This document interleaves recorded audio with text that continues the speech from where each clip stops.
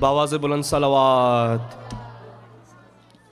Tell all the kids to sit in their classroom. Sure, sure. Right here. And then men here.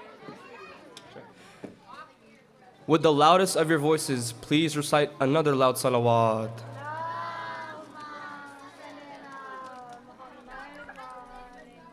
Assalamu alaikum, everyone. We will now begin the 6th annual JS Majlis. We just have a couple requests. Please sit with your class group. And one more notice, the women's will be on the right side of the room where I'm pointing right now, and the men's will be sitting on the left. In between the Majlis, we'll have one presentation, and for that, you'll have to turn around and face the projector, but that's really it. With that being said, I'm going to begin a hadith qissa. Please recite another loud salawat.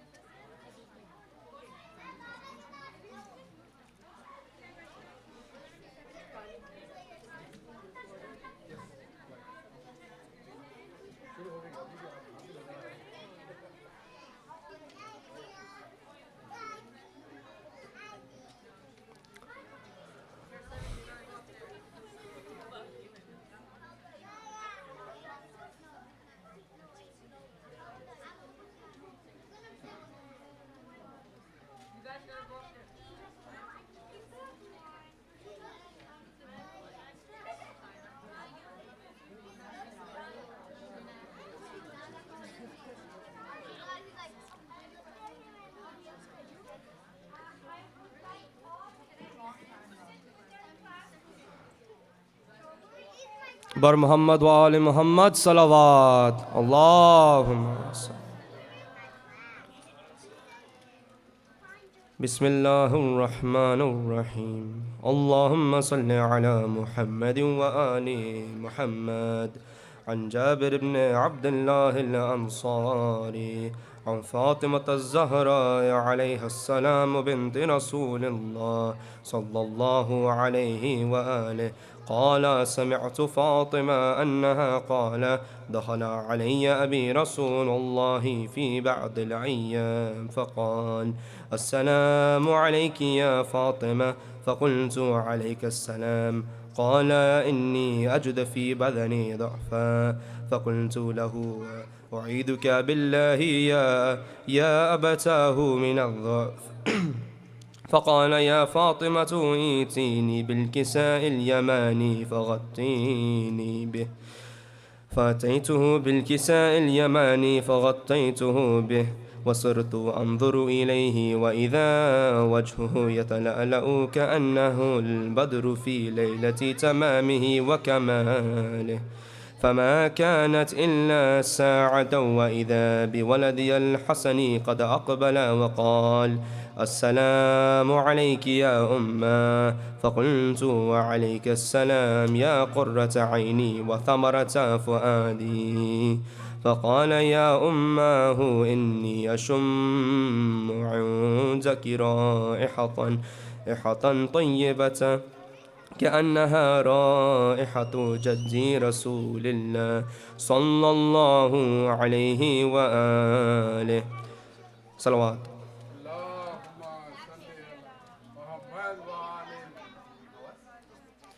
فقلت نعم إن جدك تحت الكساء فأقبل الحسن نحو الكساء وقال السلام عليك يا جدا يا رسول الله أتأذن لي أن أدخل معك تحت الكساء فقال وعليك السلام يا ولدي ويا صاحب حوضي قد عذنت لك فدخلا معه تحت الكساء، فما كانت إلا ساعة وإذا بولدي الحسين عليه السلام قد أقبل وقال: السلام عليك يا أمّا. فقلت: وعليك السلام يا ولدي ويا قرة عيني وثمرة فؤادي. فقال لي يا أماه: إني أشم عندك رائحة طيبة كأنها رائحة جدي رسول الله. فقلت: نعم، إن جدك وأخاك تحت الكساء. فدنا الحسين نحو الكساء وقال: السلام عليك يا جدا، السلام عليك يا من اختار الله. أتأذنني أن أكون معكما تحت الكساء؟ فقال: وعليك السلام يا ولدي ويا شافع أمتي، قد أذنت لك. فدخلا معهما تحت الكساء، فأقبل عند ذلك أبو الحسن علي بن أبي طالب وقال: السلام عليك يا بنت رسول الله. فقلت: وعليك السلام يا أبا الحسن ويا أمير المؤمنين. فقال: يا فاطمة، إني أشم عندك رائحة طيبة كأنها رائحة أخي وابن عمي رسول الله. فقلت: نعم، ها هو مع ولديك تحت الكساء. فأقبل علي نحو الكساء وقال: السلام عليك يا رسول الله، أتأذنني أن أكون معكم تحت الكساء؟ فقال له: عليك السلام يا أخي ويا وصيي وخليفتي وصاحب لوائي، قد أذنت لك. فدخل علي تحت الكساء، ثم أتيت نحو الكساء وقلت: السلام عليك يا أبتاه يا رسول الله، أتأذنني أن أكون معكم تحت الكساء؟ فقال: وعليك السلام يا بنتي ويا بضعتي، قد أذنت لك. فدخلت تحت الكساء، فلما اكتملنا جميعا تحت الكساء، أخذ أبي رسول الله بطرف الكساء وأومأ بيده اليمنى إلى السماء وقال: اللهم إني هؤلاء أهل بيتي وخاصتي وحامتي، لحمهم لحمي ودمهم دمي، يؤلمني ما يؤلمهم ويحزنني ما يحزنهم. أنا حرب لمن حاربهم وسلم لمن سالمهم وعدو لمن عاداهم ومحب لمن أحبهم، إنهم مني وأنا منهم. فاجعل صلواتك وبركاتك ورحمتك وغفرانك ورضوانك علي وعليهم، وأذهب عنهم الرجس وطهرهم تطهيرا.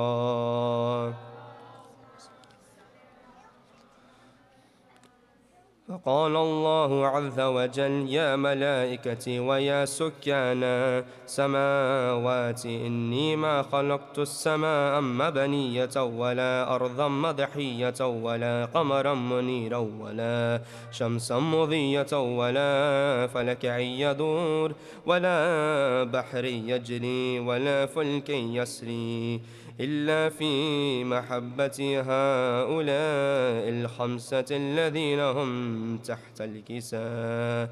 فقال الأمين جبرائيل: يا ربي، ومن تحت الكساء؟ فقال عز وجل: هم أهل بيت النبوة ومعدن الرسالة، هم فاطمة وأبوها وبعلها وبنوها. اللهم صل. فقال جبرائيل يا ربي أتأذن لي أن أهبط إلى الأرض لأكون معهم سادسا. فقال الله عز وجل نعم قد عذنت لك.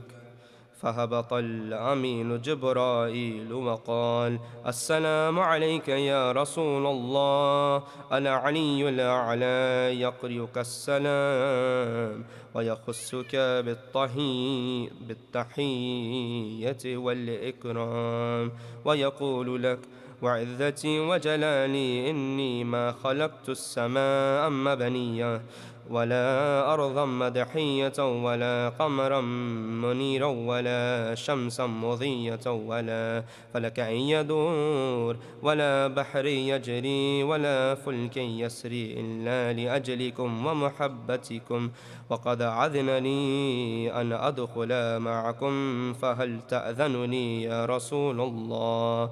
فقال رسول الله صلى الله عليه وآله وعليك السلام يا أمين وحي الله إنه نعم قد أذنت لك. ودخل جبرائيل معنا تحت الكساء فقال لي أبي إن الله قد أوحى إليكم يقول إنما يريد الله ليذهب عنكم الرجس أهل البيت ويطهركم تطهيرا. اللهم صل. فقال علي لأبي يا رسول الله أخبرني ما لجلوسنا هذا تحت الكساء من الفضل عند الله. فقال النبي صلى الله عليه وآله والذي بعثني بالحق نبيا واصطفاني بالرسالة نجيا ما ذكر خبرنا هذا في محفل من محافل أهل الأرض وفيه جمع من شيعتنا ومحبينا إلا ونزلت عليهم الرحمة وحفت بهم الملائكة واستغفرت لهم إلى أن يتفرقوا. فقال علي عليه السلام إذا والله فذنا وفاذ شيعتنا ورب الكعبة. فقال أبي رسول الله صلى الله عليه وآله يا علي والذي بعثني بالحق نبيا واصطفاني بالرسالة نجيا ما ذكر خبرنا هذا في محفل من محافل أهل الأرض وفيه جمع من شيعتنا ومحبينا وفيهم مهموم إلا وفرج الله همه ولا مغموم إلا وكشف الله غمه ولا طالب حاجة إلا وقضى الله حاجته. فقال علي عليه السلام إذا والله فذنا وسعدنا وكذلك شيعتنا فاذوا وسعدوا في الدنيا والآخرة ورب الكعبة. اللهم صل على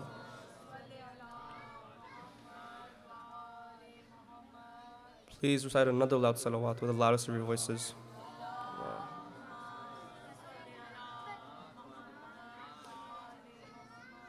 Now I'd like one more salawat for all the children who signed up to read salawat.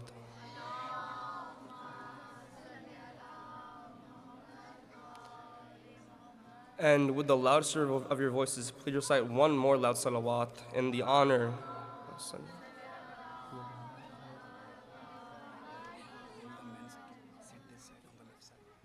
Just to clarify again, we'd really appreciate if the men could stand on the left side of the room right over here, and the women on that side. Once again, salawat.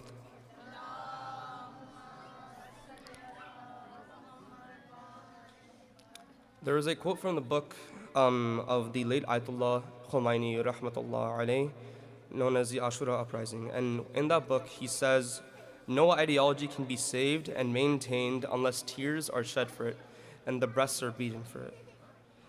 In this quote, the late Supreme Leader of Iran makes it very clear that it is because of our efforts, our majalis, our matam, our noha, our poetry, and our processions that we hold in the streets, that this religion has been able to stand till this day, provided your niyat is correct. And this azadari that we do each year, and this morning that we do at every shahadat, in many ways serves as a guarantee for our wajibat.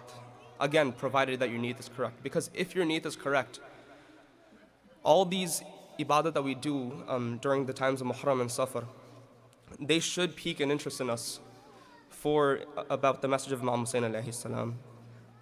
And once you try to take that step and learn more about his message, you're only brought back to the Islam of the Prophet alayhi salam. Seeing the weight of Imam Hussein's sacrifice in Karbala should make you realize what the weight of the wajibat or the asliyat of the wajibat that Imam Hussein sought to protect. And it is through this azadari that we pique our interest to learn about the white pages of Karbala that Ayatollah Mutahhari rahmatullah alayhi had spoken about in one of his books. You see, we often come each year through the Farshaza and warn Imam Hussein. But sometimes we fail to recognize that within that Masayib there are countless lessons, whether it be Hazrat Hor's transition from disbelief to belief, or whether it be Bibi Zainab's challenge and the challenge that she faced in the Darbar of Sham. Salawat.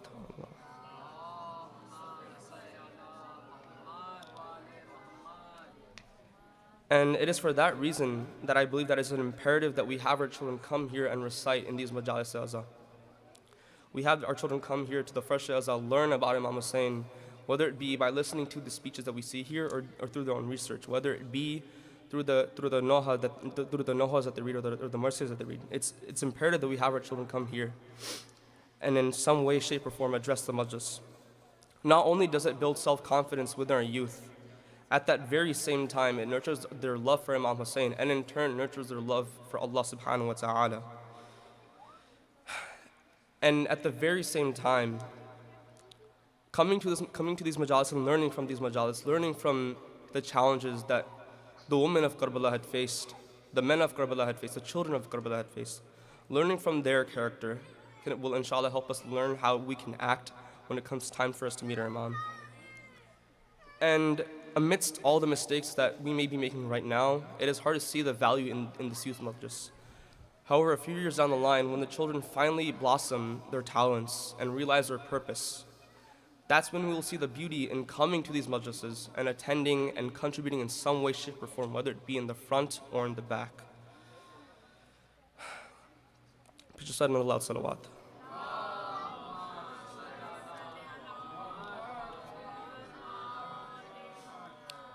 I believe that the JIS Majlis is that one place where the children can have that full authority to express their love for Imam Hussein or learn about Imam Hussein. And inshallah, the goal is to have these children in the future obviously lead our center, right? Whether it be a Noahani, making food, giving speeches. And for that very reason, that is exactly why it's important that we have our children come here. With that being said, I'd like to now invite Rayan Hussain to recite Surah Fatiha. Salawat.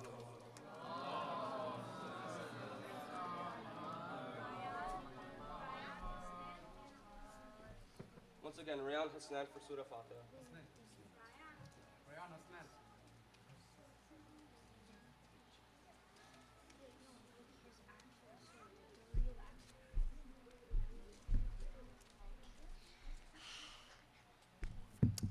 Hello everyone, I'm gonna do Alhamdulillah.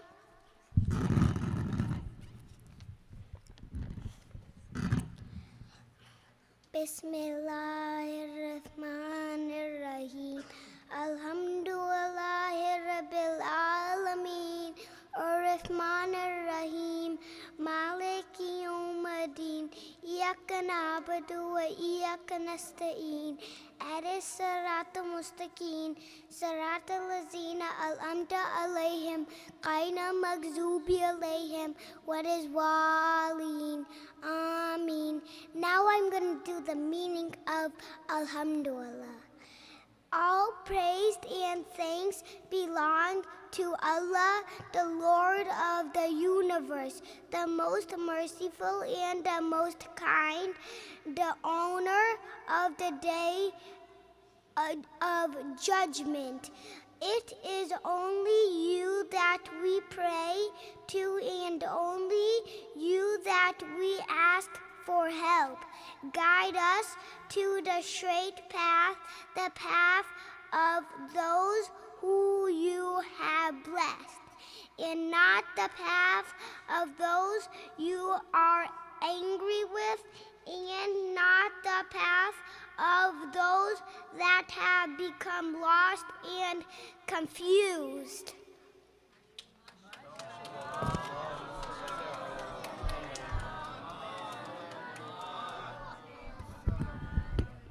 Jazakallah, please recite another loud salawat for Ryan.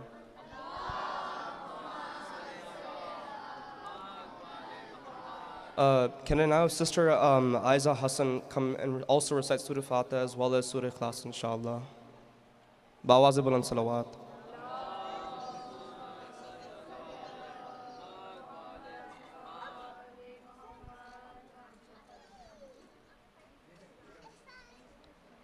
Please recite another loud salawat. Allahumma salli ala Muhammad wa ala.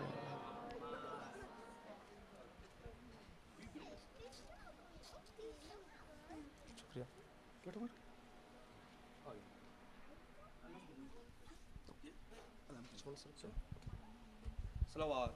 لا ألم أعوذ بالله من الشيطان الرجيم أعوذ بالله من الشيطان الرجيم Go ahead, go ahead. أعوذ بالله من الشيطان الرجيم شو start بسم الله الرحمن الرحيم बोलो بسم الله الرحمن बोलो ऐसा start Listen, take a nice deep breath. Take a nice deep breath. Relax. Bismillah. Loud. أعوذ بالله من الشيطان Loud. الرجيم بسم الله الرحمن الرحيم الحمد لله رب العالمين الرحمن الرحيم مالك يوم الدين إياك نعبد وإياك نستعين اهدنا الصراط المستقيم صراط الذين أنعمت عليهم غير المغضوب عليهم ولا الضالين. Ikhlas. You want it Ikhlas?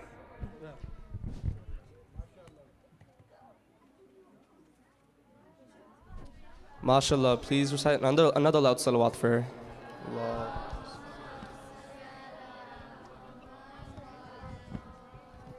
Next, I'd like Sister Hania Hassan to come and recite Surah Nas for us. Salawat. Allahumma salli ala.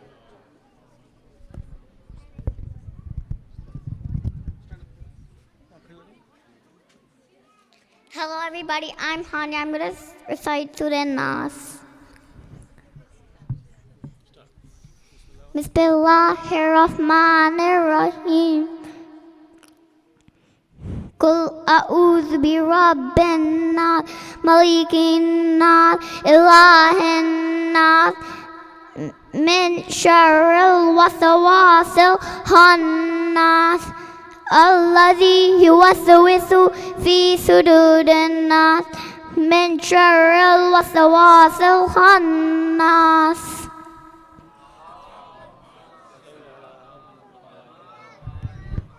Jazakallah, please recite another loud salawat.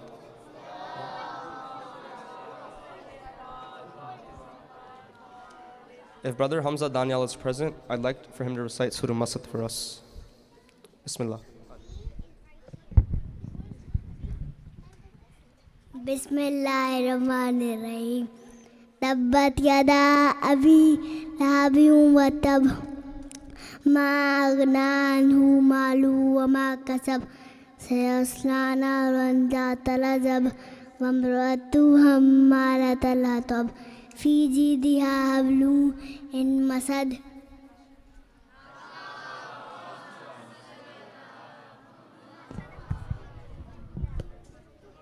MashaAllah, please recite another loud salawat.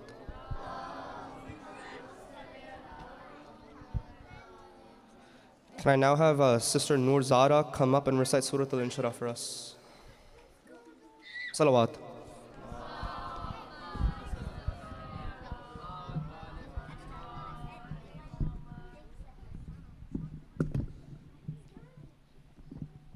Bismillahirrahmanirrahim. Alam nashra laka sadrak wa wada'na anka wizrak allazi ankaza zahrak wa rafa'na laka zikrak fa inna ma'al usri yusra inna ma'al usri yusra fa iza faragta fansab wa ila rabbika farghab.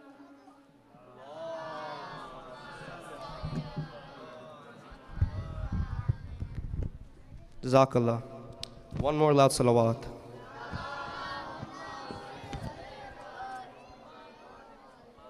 Can I now have Brother Zishan Taki recite Surah Al-Qadr for us?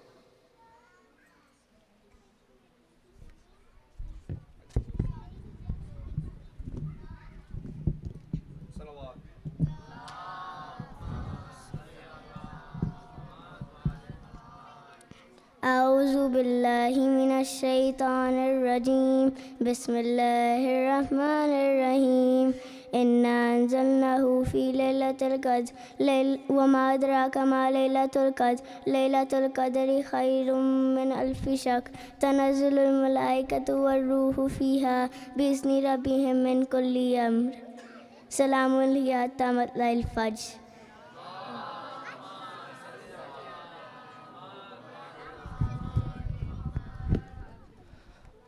Before we move on to the Souls of Islam and Marcia, we have a presentation from Sister Zara Rangwala. As I said before, we'll be playing the presentation at the projector on the other side of the room. So if you could turn your attention to that, we'd really appreciate it. Salawat.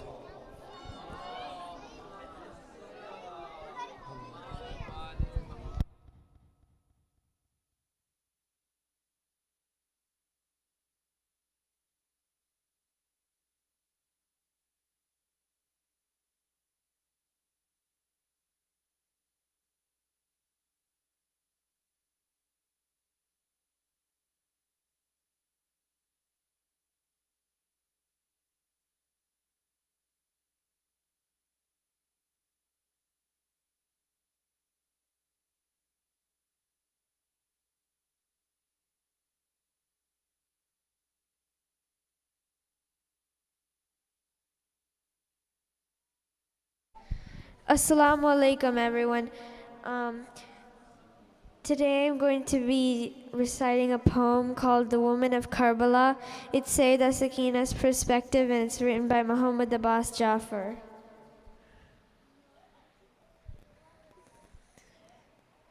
Medina, have you seen a city more beautiful than this?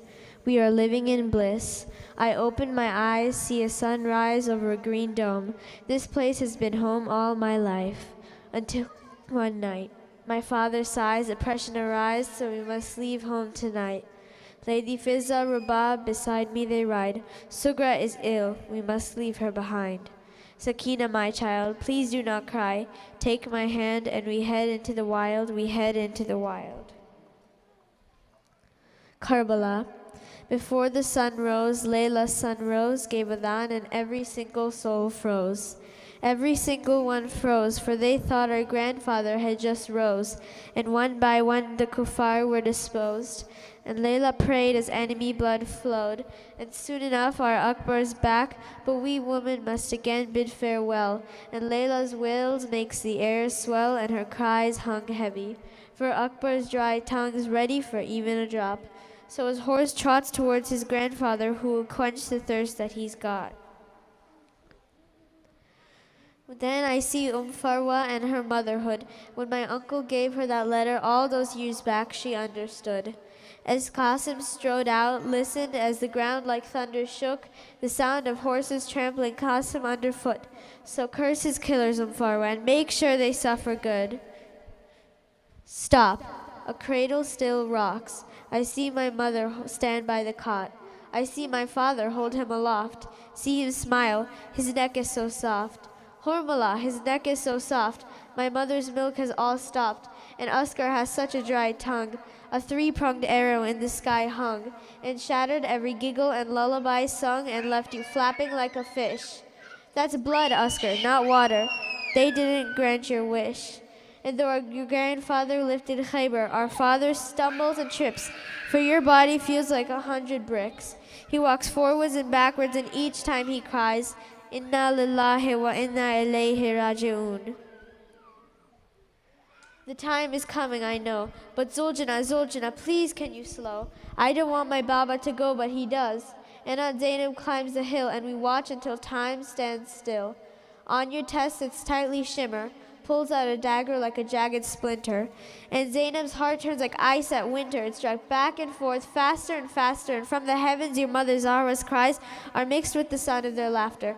For her prince there is no happily ever after. My eyes open wide, look at the tents and the smoke starts to rise. That's look to the sky and see nothing but black. That's because the stars are all on their back. Smack. That's the sound of a slap. Please not my earrings, they're a gift from my dad. Rip. My ears now bleed. Khaymaga burns and I am so tired. I want to sleep but I'm surrounded by fire. I want to dream but the smoke rises higher. The smoke rises higher. Allahumma salli ala Muhammad wa ala Muhammad.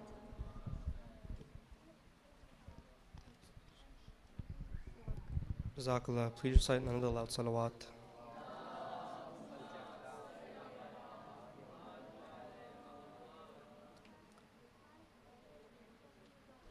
As you see, one of the core parts of our culture and the way we do azadari, and really one of the ways the message of Imam Hussain was spread in general, was through poetry, and it just makes me happy to see that we have children in our community who are coming up with their own. So please recite another loud salawat for Sister Zara.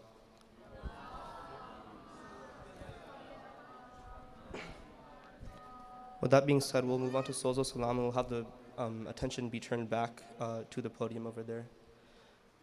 Please recite another loud salawat.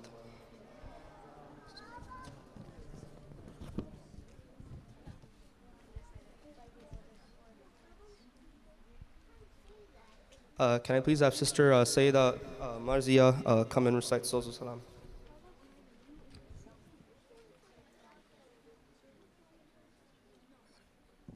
That's good.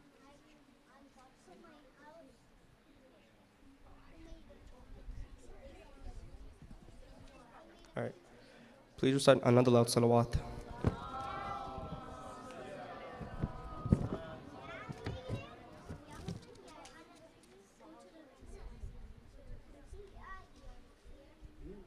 They're coming later.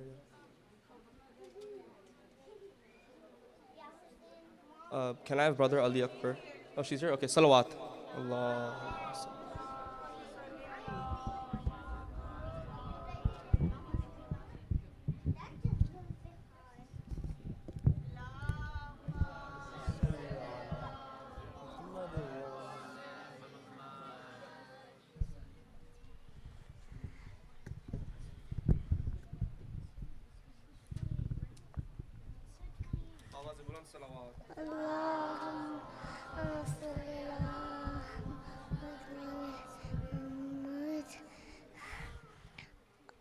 أعوذ بالله من الشيطان الرجيم بسم الله الرحمن الرحيم إن الله وملائكته يصلون على النبي يا أيها الذين صلوا عليه وسلموا تسليما اللهم صل على محمد وعلى محمد पत्थर पे अलमदीर का कारा किसने ललकार के महब को पछाड़ा किसने साहब तो सभी थे मौजूद बोलो बोलो जरा को उखाड़ा किसने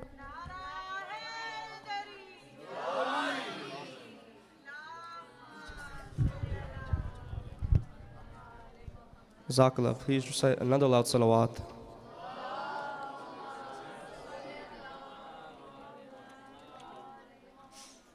Now I'd like to have Brother Ali Akbar recite a poem about the 12th Imam. Wait a minute.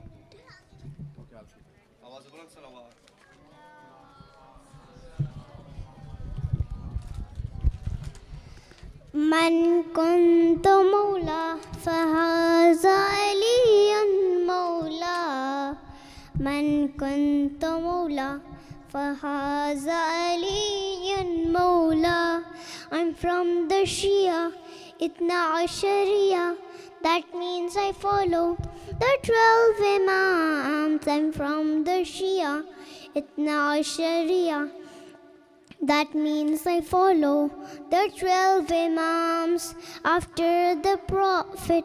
I love Ali, he is the first. Why don't they see at Al-Ghadir? Called by Nabi when he proclaimed after me Ali. Ali directed me to Hassan, sitting or standing. Follow my son, O victor by peace. He is the one. So my second Imam is Hassan. After Hassan, his brother Hussein. He went too much sufferings and pain, and right before him, dear ones were slain. The third Imam, children in chain. I'm from the Shia Itna Ashariya, that means I follow the 12 Imams. I'm from the Shia Itna Ashariya, that means I follow the 12 Imams. My fourth Imam is also Ali. His du'as Tikawari and his ibadah of such a degree that he was called Zainul Abidin. Muhammad Baqir came after him, a teacher of Deen and Dunya's ilm, sciences that we know of today, based on foundations that he laid. Imam Sadiq was next in turn. The doors were open for all to learn. Malik Hanifa stirring from him, who is my master, and Jafari. As a Shia I need to become, and the footsteps of the seventh Imam. He was called Musa al-Kazim. With anger nobody had seen him. I love the Sultan of Khorasan. He was the heir leader from the clan Ali ibn Musa ar-Raza, who was always content with Allah. The ninth Imam that we now call goodness and bounty, he gave to all. Taqi-ul Jawa, the generous soul that I engage, return to his Lord. The 10th Imam is Ali Nakhi, a guiding light for all to see. Against the challenges on the deen, as a defender was always seen. Imam Hassan al-Askari lived life in captivity and had the oppressors and charity, and fear of awaited Mahdi. Muhammad al-Mahdi the 12, we wait for him and pray for his help, hoping for the day to hear his call as he brings justice for all. These are the 12 whom I adore. After the Prophet, they are my core. Blessings of Allah beyond them all, and may He raise with them my soul. I'm from the Shia Itna Ashariya, that means I follow the 12 Imams. I'm from the Shia Itna Ashariya, that means I follow the 12 Imams. Nare Haydari!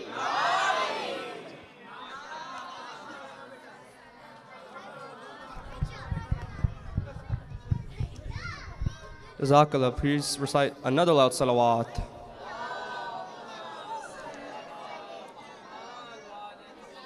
And with the loudest of your voices, Nare Haidari. I'd like to now invite Sister Hannah Bukhari to recite his souls for us. Salawat.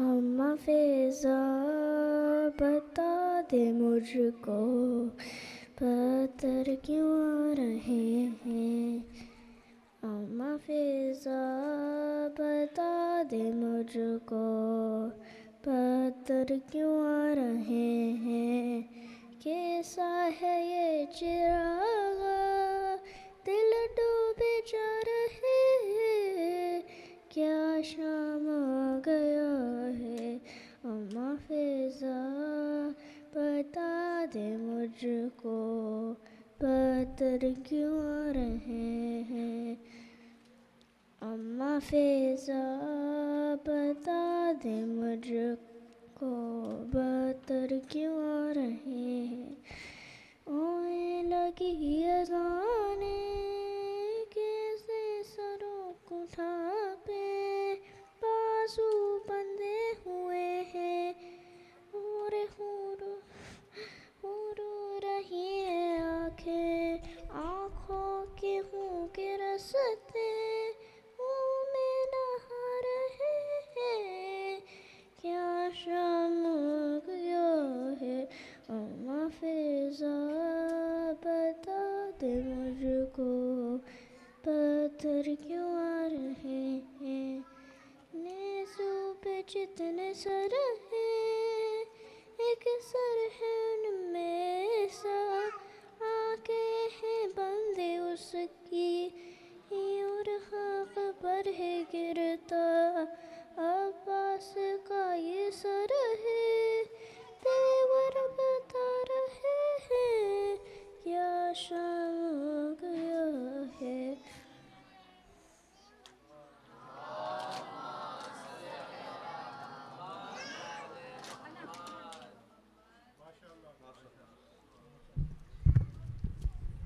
MashaAllah, Bawazibul and Salawat.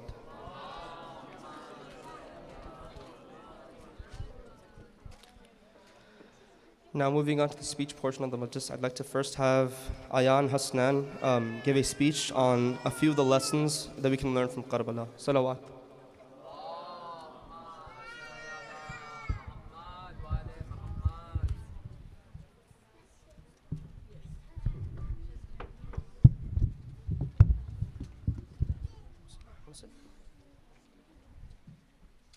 Bawazibul and Salawat.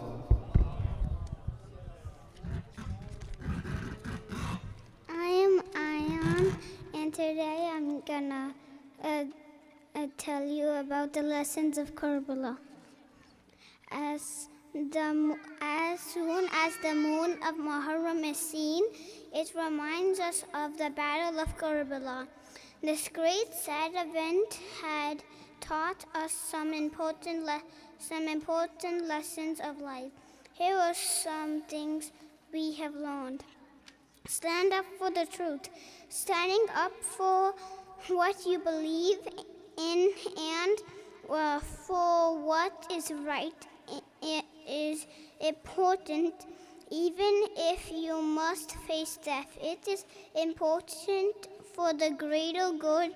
This is the only way to defeat the bad guys. Importance of Salah.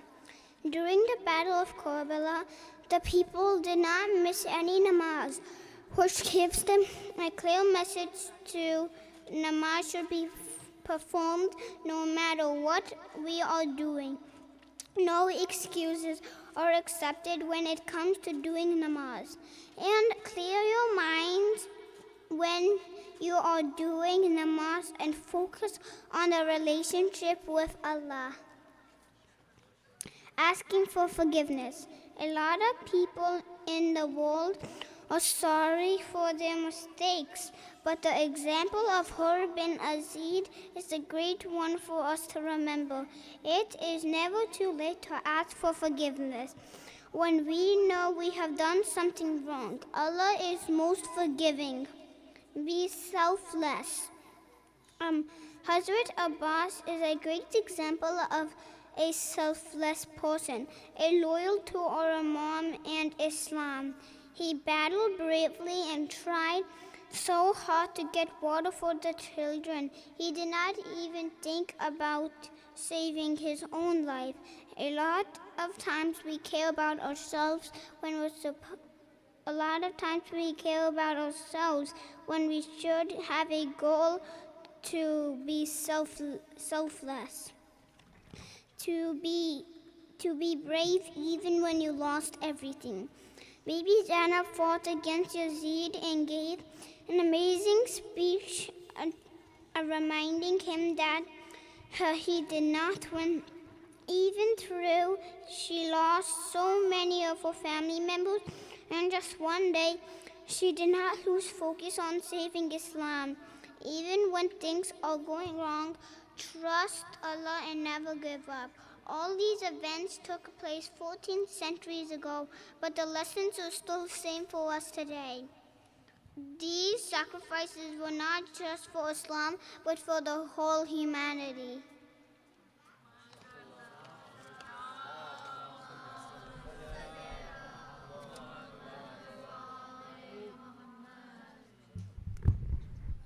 Jazakallah, please recite another loud salawat.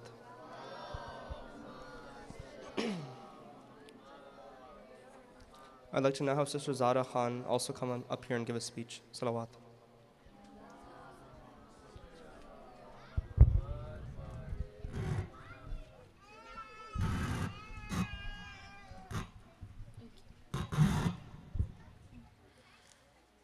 Bismillahirrahmanirrahim. Dear teachers, parents, friends, and community members, Assalamu alaikum. My name is Zara Khan. I'm here to talk about the lessons from Karbala. إنما يريد الله ليذهب عنكم رجس أهل البيت ويطهركم تطهيرا.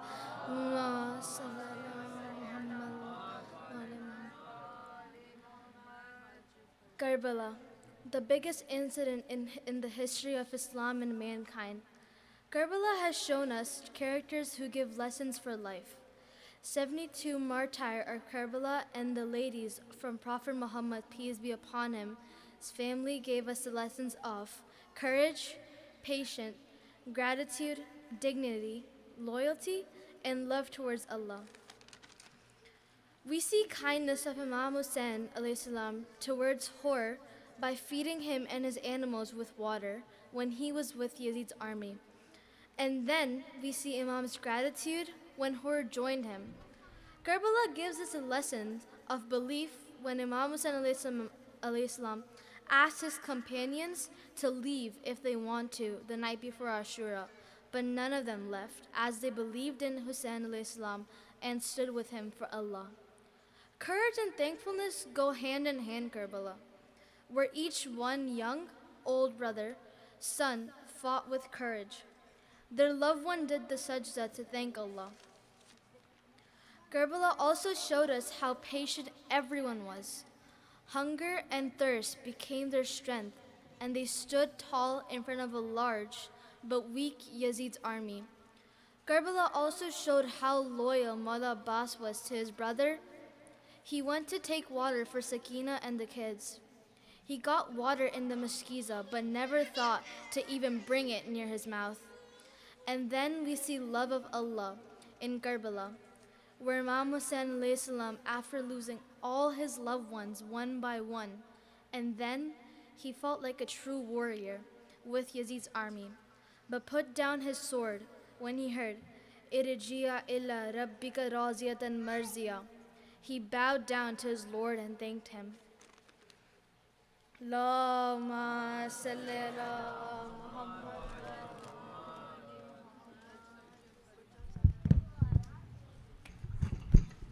Jazakallah, please recite a loud salawat for her. Um, Calling up Brother Muhammad Abbas, Sayyid Muhammad Abbas.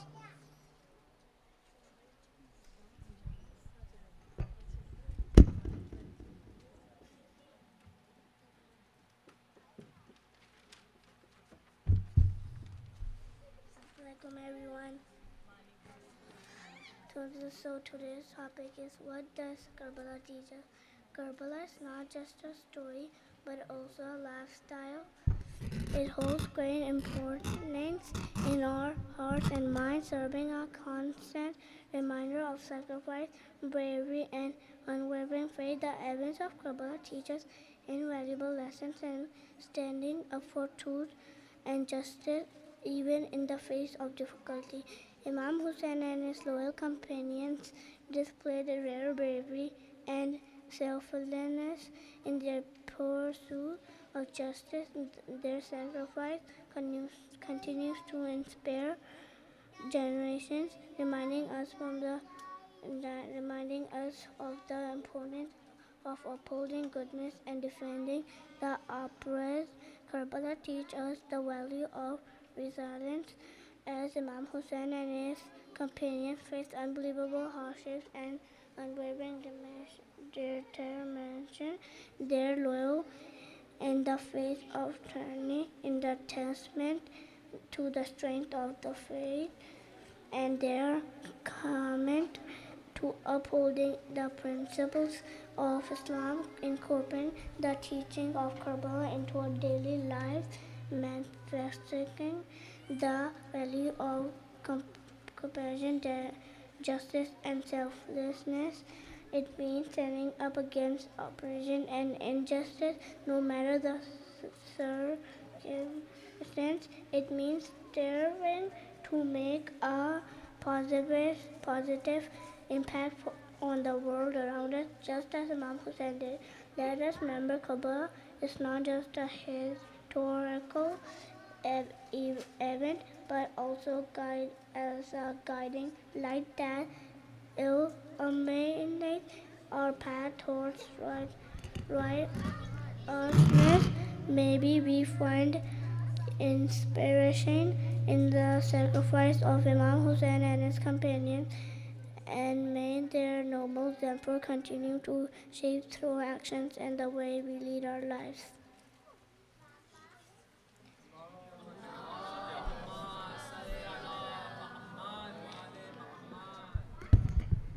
Jazakallah, please recite another loud salawat. I'd now like Brother Kian Bukhari to come and recite a speech on Hazrat Hur alayhi salam. Allahumma salli.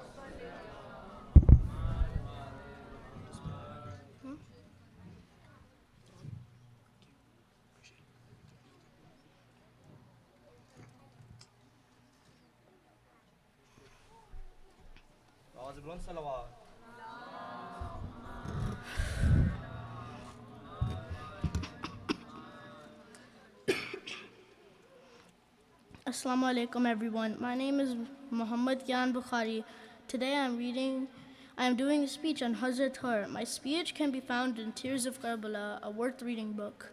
Bismillah ar-Rahman ar-Rahim.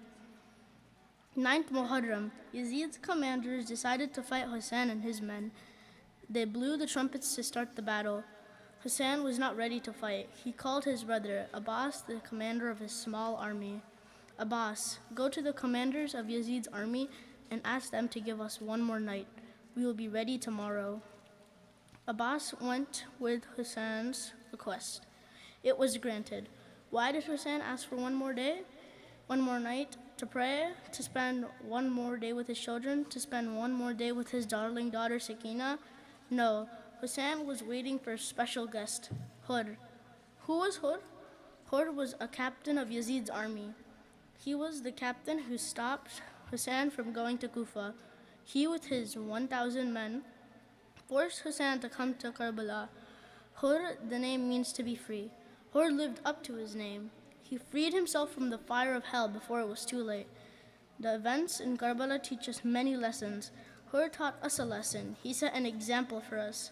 We should think of her all the time during our life. Her had a choice between hell and heaven. He had a choice between glory in this world or happiness in the world hereafter. It is never too late to ask for forgiveness. Her chose heaven. He chose happiness in the world hereafter. In our lifetime, there are many times when we have to make a choice between good or bad, between halal and haram, between right and wrong, between hell and heaven. Be like her. Choose good deeds. Choose halal things. Go for truth and choose to be in heaven. Happiness and glory in this world are short-lived, while the happiness in the world hereafter is everlasting. On 9th Muharram, Hur could hear the cry, Al-Atash, Al-Atash, Al-Atash, thirst, thirst, thirst. The children in Hussein's camp were crying for water. Hur was very restless. He kept on thinking what a grave mistake he made by bringing Hussein to Karbala. What have I done? Why? Why did I put the son of Fatima in this position? Will Hussein forgive me? Will Allah forgive me? Will Bibi Fatima forgive me? How can I ask for forgiveness? Hur could not sleep the whole night. He spent the night weeping and begging Allah to forgive him. The 10th of Muharram came. It was very early in the morning. Horses in Yazid's camp were hot and uncomfortable. They were jumping up and down. They could not keep their hooves on the ground because it was so hot. Yazid's soldiers poured buckets of water on the horses' hooves to cool them down and calm them. Hur watched as gallons of water was poured on the horses. He thought, so much water for the animals, while the children of Bibi Fatima are crying for a few drops of water. There's so much water for the animals, but none for the grandson of the Holy Prophet. Al-Atash, Al-Atash, Al-Atash echoed through Hur's ears. Hur could not take it anymore. He called his son and said, My son, I have made a terrible mistake. I have brought such a pious and truthful man here to be killed. Please, my son, quickly take me to Imam Hussein. I want to beg him to forgive me before it's too late. I am ashamed of myself. Will Hussein forgive me? How can I face him? Hur continued, My son, before you take me to Hussein, tie my hands and cover my face, so that I do not have to face him while I ask for his forgiveness. Hur's son did what his father had asked him to do. He tied Hur's hands and covered his face. Hur and his son mounted their horses and headed toward Hussein's camp. Abbas, who was guarding the tents, saw the two men coming toward him. They thought they were coming to attack them. He pulled out his sword and warned them to stop where they were. Imam Hussein also saw the two men. Abbas, my brother, put your sword back. Those two men are not coming to fight us. That is Hur, my special guest. Let us go and receive them. Imam Hussein and Abbas went to meet Hur. Welcome, Hur, welcome. I have been waiting for you. Hur threw himself at Hussein's feet.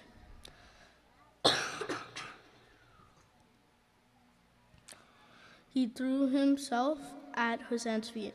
My master, please forgive me. Please forgive me.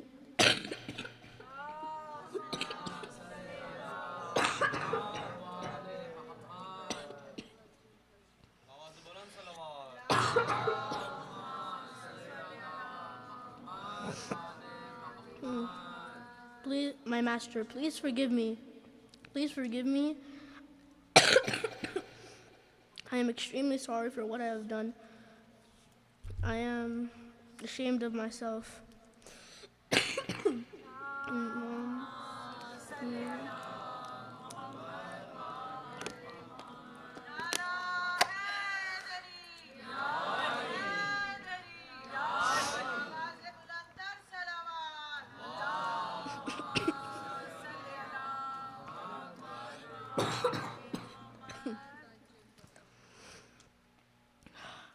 I am extremely sorry for what I have done. I am ashamed of myself. Imam Hussein took Hur in his arms and said, Hur, my friend, I forgive you.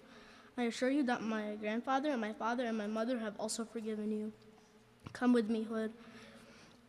Imam Hussein, Abbas, Hur, and his son rode back to the tents. It was Fajr time. Ali Akbar gave Adhan. They all prayed the Fajr Salat. Soon after that, Yazid's soldiers blew the trumpets to start the battle. Hur asked Imam Hussein for permission to go and fight the enemies of Islam. Hur, you are my guest. You have only been with me for a short time.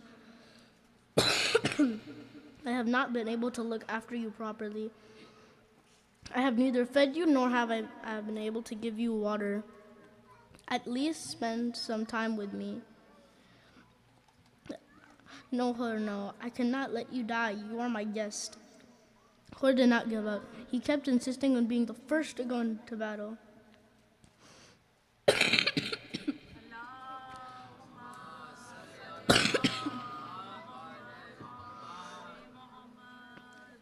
Imam Hussein then thought that the longer Hur stayed with him, the more he would suffer from thirst and hunger. Imam Hussein gave permission to Hur. Go, Hur, go. Fi amanillah, Hur. Imam Hussein himself mounted Hur on his horse. Hur went to the battlefield. He was a strong and brave man. He fought the battle gallantly and sent many of Yazid's men to hell. Eventually, Hur came off his horse. Severely wounded, he called for Hussein. Master, master, come quickly. Let me see you for the last time. Hur was taking his last breaths. Imam Hussein placed Hur's head on his lap. Fi amanillah, Hur, fi amanillah. Hur, go, Hur, go.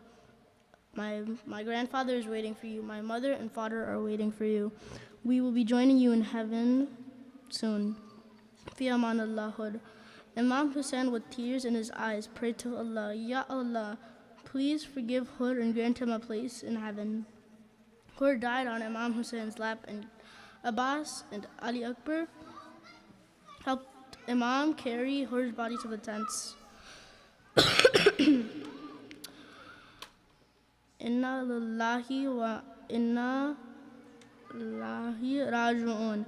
We are from Allah, and to Him we will return.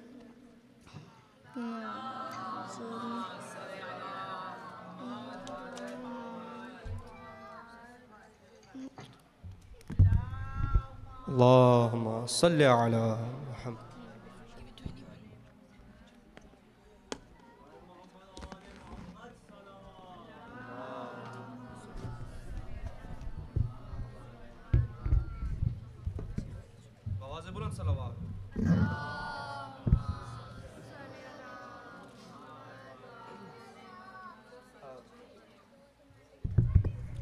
Once again, please recite another loud salawat.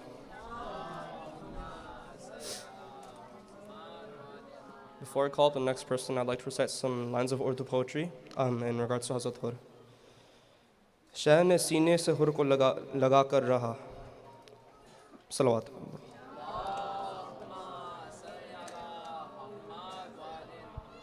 शह ने सीने से हुर को लगा कर कहा, जुर्म तेरा बहुत ही बड़ा है, मगर फातिमा फातिमा है. Imam Hussein hugged Hazrat Hur, and he said to him, indeed, Hur, your sins are great. But remember, Bibi Fatima is still Bibi Fatima. Salawat.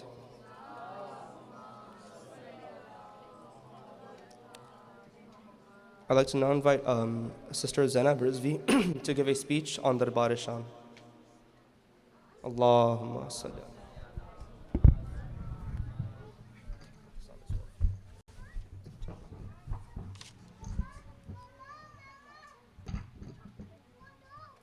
Bismillahirrahmanirrahim. Salam, respected JIS members. My name is Zainab Rizvi.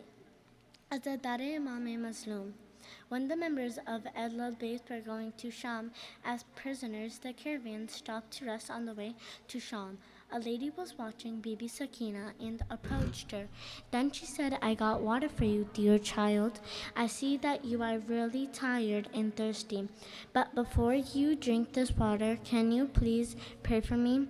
I have 3 prayers. Bibi Zainab said to Sakina, pray for her. Then that lady said, first of all, pray for my husband to return home safely from his journey. Second wish, that my kids would never become prisoners like you.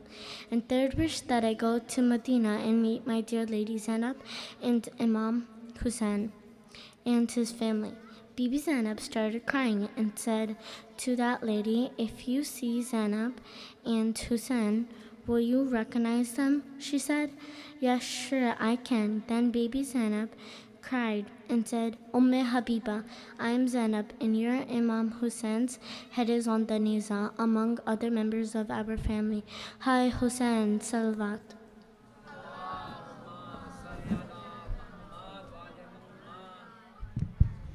Jazakallah. Please recite another loud salawat.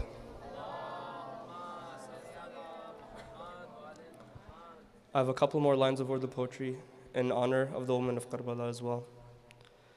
कैसा है दिल ये माँ का, कैसा है हौसला, कैसा है दिल ये माँ का, कैसा है हौसला, आओ बताऊं तुमको कहती है Karbala. How are the hearts of the mothers? How great is their courage? Come here, let me tell you myself, says Karbala. Salawat.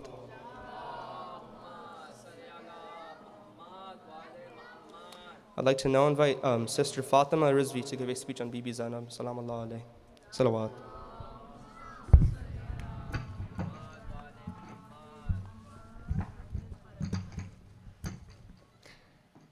Bismillahirrahmanirrahim. Assalamu alaikum, respected JIS and community members. My name is Fatma Rizvi, and my topic today is Bibi Zainab Salamullah Alaiha, return to Medina. Yazid gave them the choice of remaining in Damascus or returning to Medina. When Bibi Zainab Salamullah Alaiha decided to return to Medina, he called Numan ibn Bashir, who had been a companion of the Holy Prophet Sallallahu Alaihi Wasallam, salawat,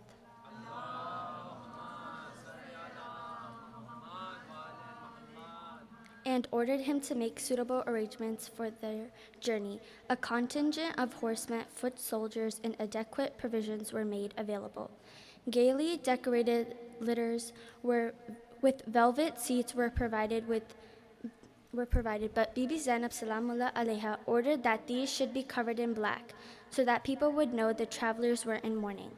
When the citizens of Damascus came to know that the members of the Holy Prophet's family were leaving, the women came to the house they were staying in for a last farewell. Many people accompanied the caravan for part of the journey and then returned to their homes with heavy hearts. During the journey, Numan ibn Bashir showed the travelers every consideration and respect. Whenever they stopped, the tents of the men were pitched a mile away from those of the women, so that the women could move unhindered and unobserved by strangers. Gatherings of mourners were held wherever they stopped, and many people came, listened, and learned the truth. The travelers returned to Medina via Karbala. When they reached Karbala, they found Jabir ibn Abdullah Ansari and some of the chiefs of Bani Hashim were already there, for they had come to pay homage at the grave of Imam Hussein alayhi salam, salawat.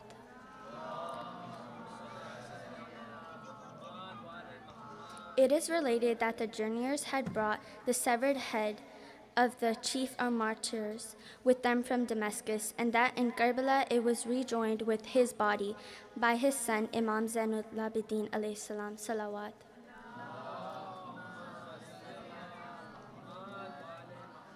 A great majlis was held before they resumed their journey.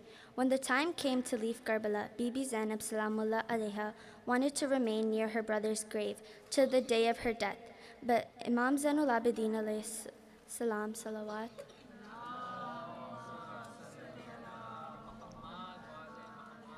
pleaded with her not to leave them, and reluctantly she agreed to return to Medina. Wherever the caravan stopped on its way to Medina, a majlis-e-azah was held. When the city was in sight, Bibi Zainab Salamullah Alaiha bade the women alight from their camels and pitch their tents. Black flags were raised. On learning of their arrival, the people of Medina came out in droves, and once again Bibi Zainab Salamullah Alaiha recounted to them the events at Karbala and the hardships of their subsequent captivity. After some time, Imam Zainul Abidin alayhi salam, salawat,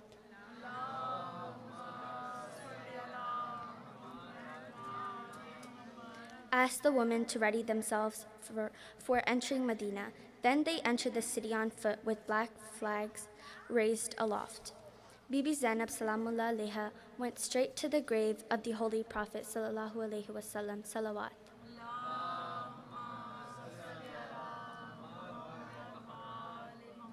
where she prayed and told him of the massacre of his beloved grandson. Bibi Zainab Salamullah Alaiha had returned altered, her hair white and her back bent. Although upon her return she had been reunited with her husband, she did not live long after the torturous trial she had to bear. The exact date and place of her death is not clear, but it is probable that she died in the year 62 AH. Some say 6 months after her return. Salawat.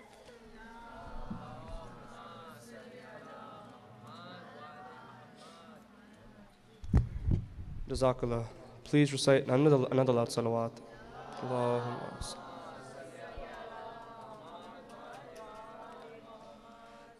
I'd like to invite Sister Noor Nakvi up to give a speech on Hazrat Habib alayhi salam in regard.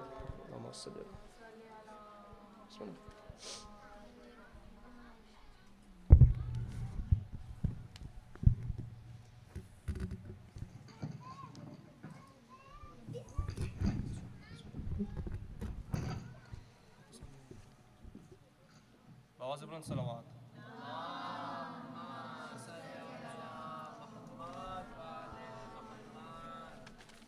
Assalamu alaikum, everybody.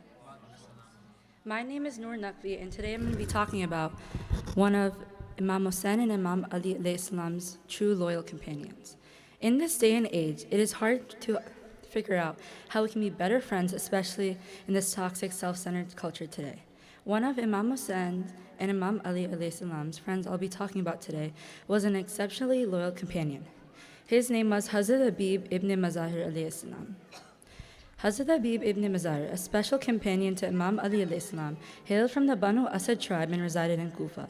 He was known as one of the prominent individuals in Kufa who corresponded with Imam Hussein alayhi salam through letters. Witnessing the disloyalty of many people in Kufa towards Imam Hussein alayhi salam, Hazrat Habib ibn Mazahir decided to leave Kufa and join the Imam. Hazrat Habib, a devout and pious man, dedicated his life to practicing virtues and observing divine rules. He had memorized the Quran and spent his time worshipping and supplicating to Allah subhanahu wa ta'ala. Throughout his life, Habib accompanied Imam Ali alayhi salam and fought alongside him in various battles. His unwavering loyalty and profound knowledge earned him the reputation of being one of Imam Ali alayhi salam's greatest companions. When the tragic events unfolded in Karbala, Hazrat Habib alayhi salam stood by Imam Hussein alayhi salam's side. On the day of Ashura, Habib was appointed as the commander of the left-wing army, while Zuhair ibn Qayn and Abbas ibn Ali, Imam Hussein's soldiers, were entrusted with the right wing and center respectively. In his speech to the enemy's army, Imam Hussein alayhi salam emphasized his noble lineage, ancestral merits, and even quoted the narration of the Prophet regarding the status of Imam Hassan and Imam Hussein alayhi salam. However, Shimr interrupted the Imam's speech, expressing doubt and dismissing his words. With conviction, Habib confronted Shimr, saying that he saw him worshiping God with numerous doubts and uncertainties. Habib declared that Shimr's heart was sealed against the truth and that they had no comprehension of what the Imam was conveying. During the battle, when Abu Thamama, one of the soldiers in Imam Hussein alayhi salam's army, reminded Imam Hussein of the prayer time, the Imam requested his companions to ask the enemy to halt the fight momentarily so that they could offer their prayers. Hussein ibn Numair, a soldier in Shimr's army, mocked the Imam, claiming that Allah would not accept their prayers. In response, Hazrat Habib alayhi salam retorted that it was their prayers that would not be accepted, referring to Hussein ibn Numair as a drunk donkey. Angered by his words, Habib attacked him, striking his horse on the face with his sword. Habib ibn Numair was rescued by his fellow soldiers. Despite his old age, Hazrat Habib fought valiantly like a hero, killing 62 enemy soldiers. However, he was eventually attacked by Bedr ibn Maryam Akfani, one of Shimr's soldiers, who struck him on the head with a sword. Another enemy pierced him with a spear, causing Hazrat Habib to fall from his horse. Badal then beheaded him. Habib left behind an underage son named Qasim, who avenged his father's death by killing Badal once he reached adulthood. Imam Hussein alayhi salam approached Hazrat Habib's lifeless body and expressed his expectation of receiving divine rewards for himself and his loyal companions. Some accounts mention that the Imam praised Habib, saying that he was a virtuous individual who recited the Quran in a single night. Before his final attack,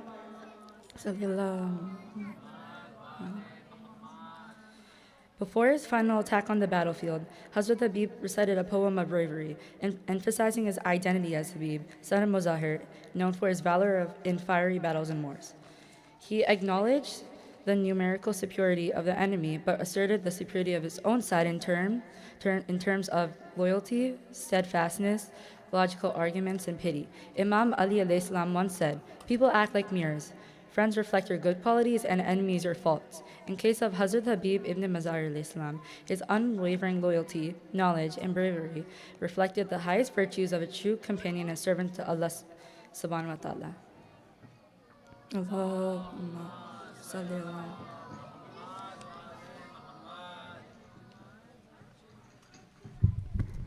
Baba's Bulan Salawat.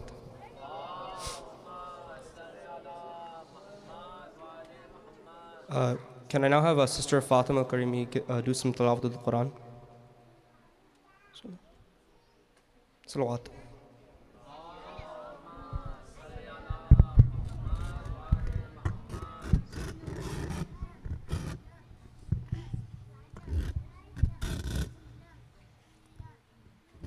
Don't know.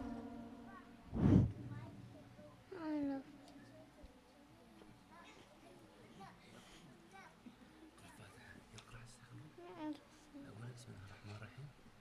الرحمن الرحيم الحمد لله شنو مرة بابا بسم الرحمن الرحيم الحمد لله رب العالمين الرحمن الرحيم مالك يوم الدين إياك نعبد وإياك نستعين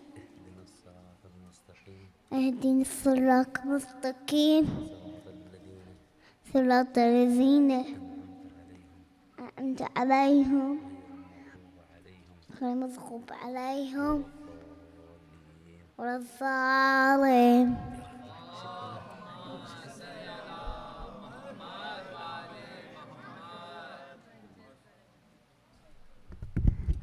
MashaAllah, please recite another loud salawat.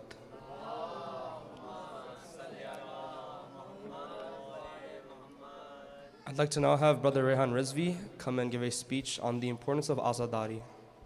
Salawat.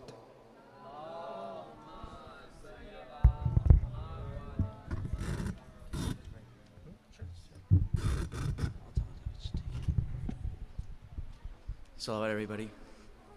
Salawat.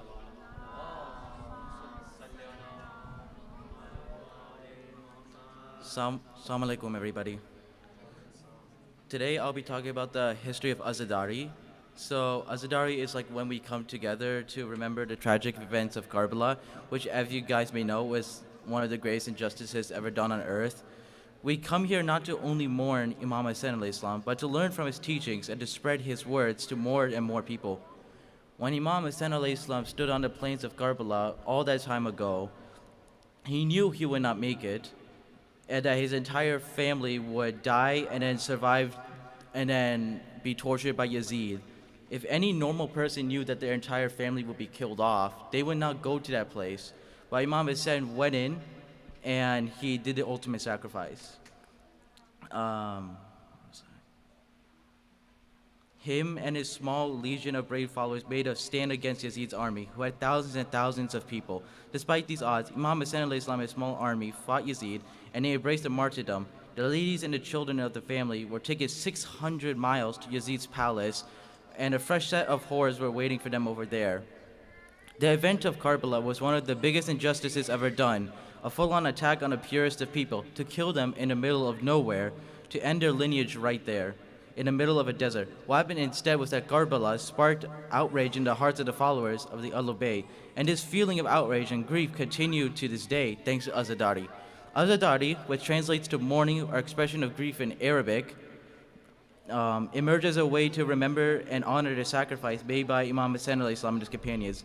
This Azadari is how the story of the Imam is kept alive today. We keep collecting every single year for 2 months just to remember the sacrifice of Imam Hussain alayhi salam in Karbala. No other battle in the history is mourned as much as the Battle of Karbala. Even though we were not even there, we still mourn as if we were there. This is the magic of Azadari. Throughout history, Azadari has faced challenges and periods of suppression. Many anti-Shia governments after Yazid continued to suppress the Shias by imprisoning and killing off thousands of Shias for spreading the message. We were the minority, and they thought they could stop us. They used to spread thorns and ashes to stop jalusis, and there were times when the payment to visit Imam Hussain alayhi salam's grave was to actually cut off your finger and your hand, and yet people still went. They got their fingers cut off just to see Imam Hussain alayhi salam's grave. These people wanted to terrorize us and to shun us, yet the Shia community did not waver. We continued to gather despite the challenges, and these Azadaris were a way of strengthening our belief and our community. It's because of Azadari that the people got the energy to bear the harshest of ordeals to keep the message of Imam Hussain alayhi salam alive. In conclusion, Azadari is a miracle. It's a practice that keeps alive the memory of Imam Hussain alayhi salam and serves as a constant reminder for us to never stop standing for the truth. Yazid thought that he buried the 72 people, that he erased the family of the Prophet sallallahu alaihi wasallam in the sands of Karbala, but because of Azadaris, it not only strengthened our Shia community, but this year, according to Al Jazeera, 23 million people went to Arba'in, which is a lot of people, one of the largest gatherings on earth, just to see Imam Hussain alayhi salam and his grave. Allah promised Bibi Fatima alayhi salam that entire lineage would be made to remember Imam Hussein's sacrifice. We are that lineage, and our lineage has been kept alive thanks to Azadari. I hope and pray that all of us, our families and our friends, continue to keep the name of Imam Hussain alayhi salam alive. Salawat.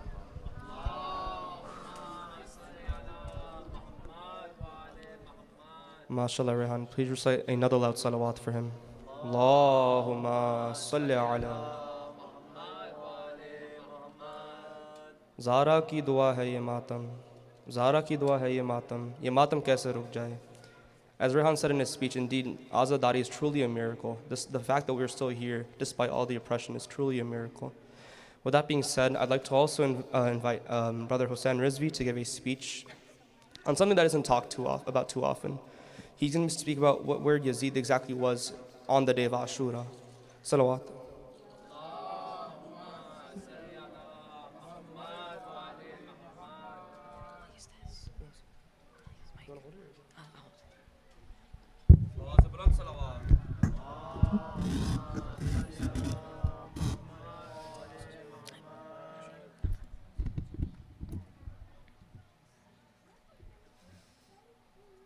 Assalamu alaikum, brothers, sisters, and respected elders. So today we turn our attention towards a moment in history, shedding light on a figure whose actions and rise to power have sparked debates for centuries. So we all know who Yazid is and the type of person he was. We've heard the previous speeches before me touch base a bit on Yazid himself and the things he did. But what was his role in Karbala? Today we'll explore how Yazid ibn Muawiyah's path to leadership, along with his role in the tragic events of Karbala, raised significant concerns about his character himself.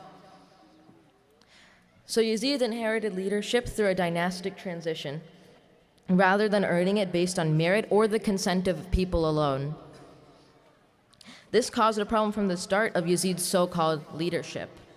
When faced with Imam Hussein's principled stand against his authority in Karbala, Yazid's response was anything but just. Despite the absurd imbalance in power, Yazid's forces denied basic necessities like water to Imam Hussein's camp, including the women and the little children. This denial of water is absolutely against the basic principles of Islam.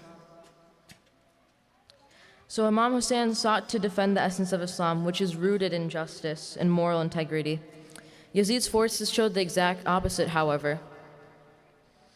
A total lack of respect for humanity and respect for human life at all. Yazid was the first person who made debauchery, assault of women and children, corruption, wine drinking, music and dancing and commonplace behavior acceptable within the Muslim lands, and he also did these actions himself, which were completely against Islam. It was Yazid, the so-called caliph, of the Muslims who killed the offspring of the Messenger of Allah and their faithful supporters. Immediately after killing Imam Hussein alayhi salam, it was the same man who sat back in repose in front of a feast of food and wine after murdering 70 holy people. Surrounded by musicians, singers, and wine pourers, it was a celebration for him. He committed such despicable acts during his rule, which lasted only 3 years and 9 months, that he has been cursed by Allah and the people until the end of time. Yazid had done so many terrible things, including ordering the siege of Mecca, causing the Battle of Karbala through his actions, torturing the family of Imam Hussein, the grandson of the Prophet, and disrespecting the core values of Islam, including the right to drink water. How can someone say they have a heart and proceed to do these type of actions? These are just a few of the countless cruel and heartless actions Yazid had conducted, harming innocent Muslims and spreading lies throughout the Islamic community of his time. From Yazid's actions, we can learn the consequences of having wrongful leadership and the importance of empathy and justice in a leadership. Helps us understand the importance of having rightful leaders, especially during the times you need them the most. Thank you for listening to my speech. Salawat.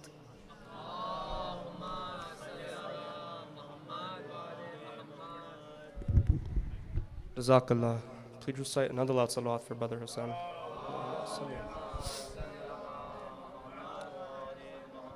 The next speech is very relevant to us today, especially now that not only is the Jafaria Islamic School semester going to begin soon, but also, the regular school semester is going to start as well. So I want Brother Raza Jafar to come up and give a little speech on the rights of our teachers. Salawat.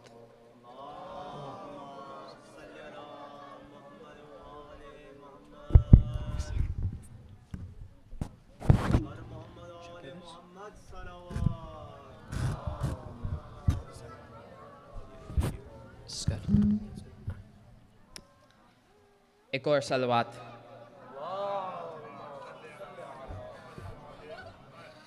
बिस्मिल्लाहिर्रहमानिर्रहीम अल्हम्दुलिल्लाहि रब्बिल आलमीन वस्सलातु वस्सलामु अला सय्यिदिना व अज़ीमिना व हबीब क़ुलूबिना व शफ़ीअ नफ़ूसिना अबिल क़ासिम मुहम्मद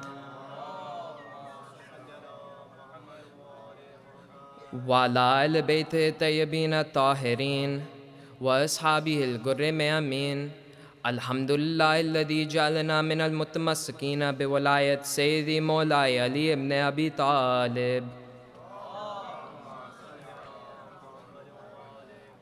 अल्हम्दुलिल्लाहिल्लज़ी हदाना लिहादा व मा कुन्ना लिनहतदिया लौला अन हदानल्लाह अम्मा बाद कुनल्लाह फ़ी किताबिहिल करीम बिस्मिल्लाहिर रहमानिर रहीम कुल ला अस्अलुकुम अलैहिम इज्रा मिल्लल मवद्दतिल fill क़ुरबा.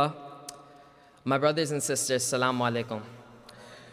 Today I'm here to talk about two topics. I'm here to talk about Imam Jafar Sadiq, salatu salam alayh. And so I'm here to talk about the rights of a teacher. Imam Jafar Sadiq, he is our sixth imam out of all the 12. You find though his life is very understudied. We usually focus on Imam number 1, Imam number 3. None of us really understand the impact of Imam Jafar Sadiq Islam's impact on the religion. As he taught many people like Abu Hanifa, Malik ibn Anas, he was a very famous teacher.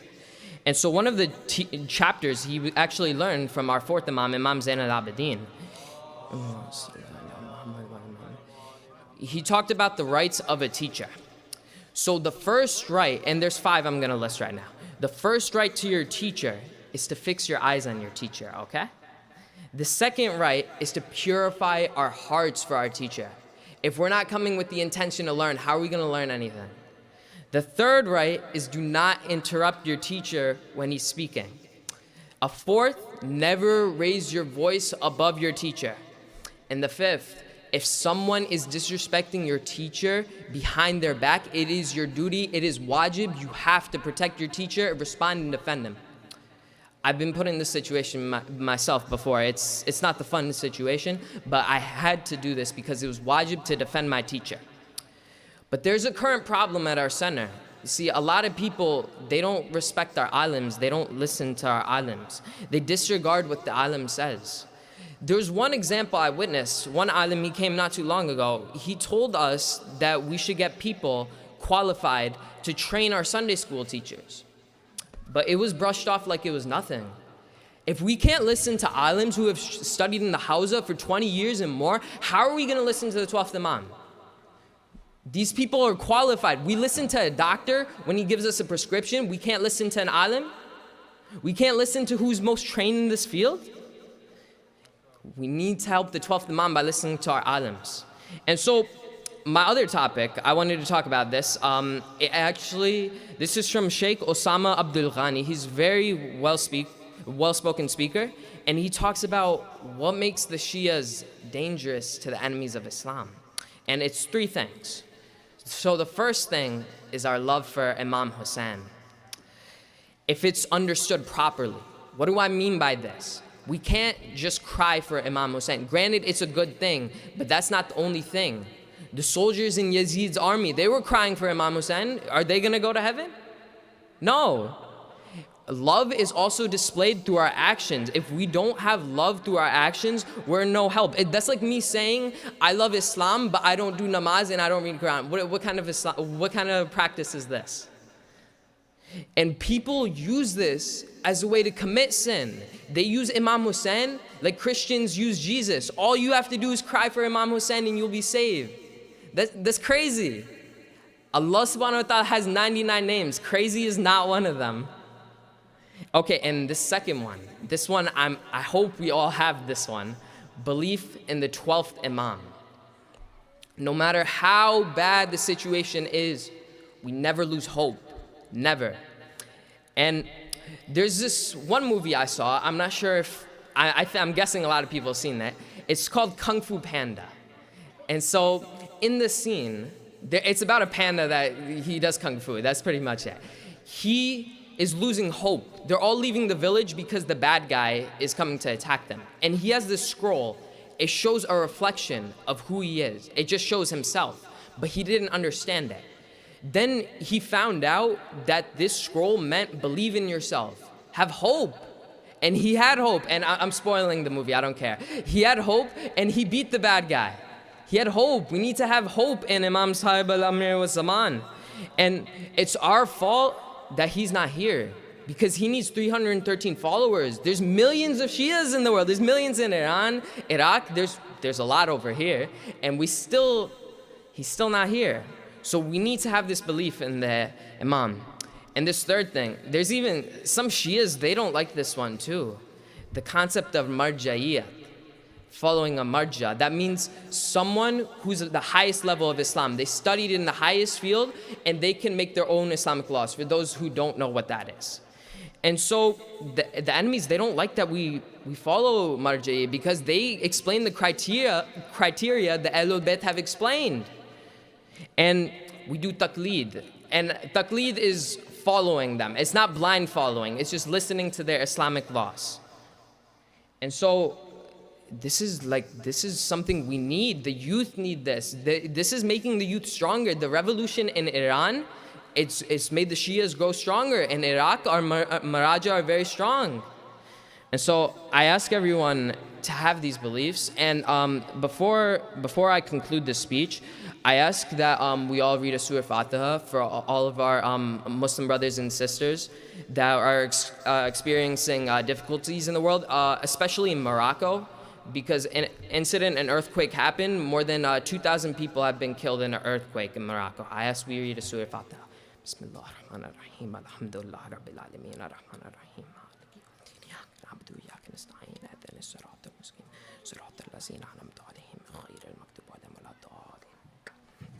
All right, thank you everyone. Assalamu alaikum wa rahmatullahi wa barakatuh.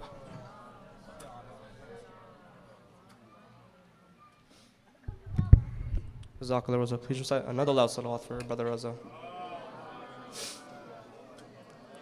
Truly was enlightening.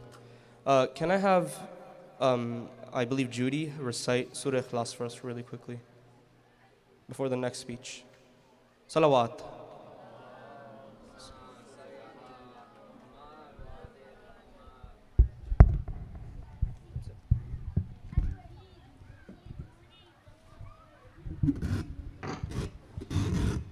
Bismillah. Bismillahirrahmanirrahim. Qul Allahu ahad, Allahu samad, lam yalid wa lam yulad wa ma kana kufuwan ahad. Thank you, Lord Adiyan.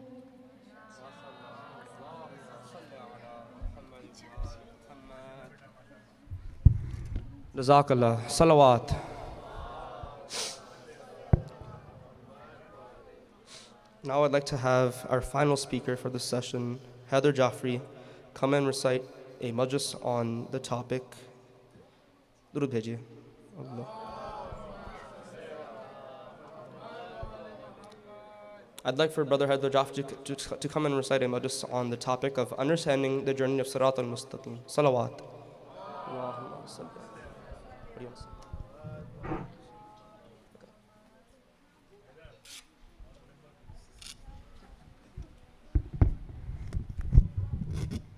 Please recite a salawat.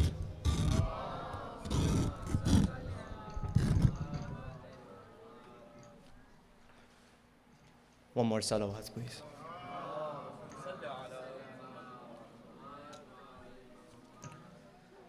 أعوذ بالله من الشيطان الرجيم بسم الله الرحمن الرحيم الحمد لله رب العالمين والحمد لله الذي هدانا لهذا وما كنا لنهتدي لولا أن هدانا الله والصلاة والسلام على سيدنا وعظيمنا وحبيب قلوبنا وشفيع نفوسنا أبي القاسم محمد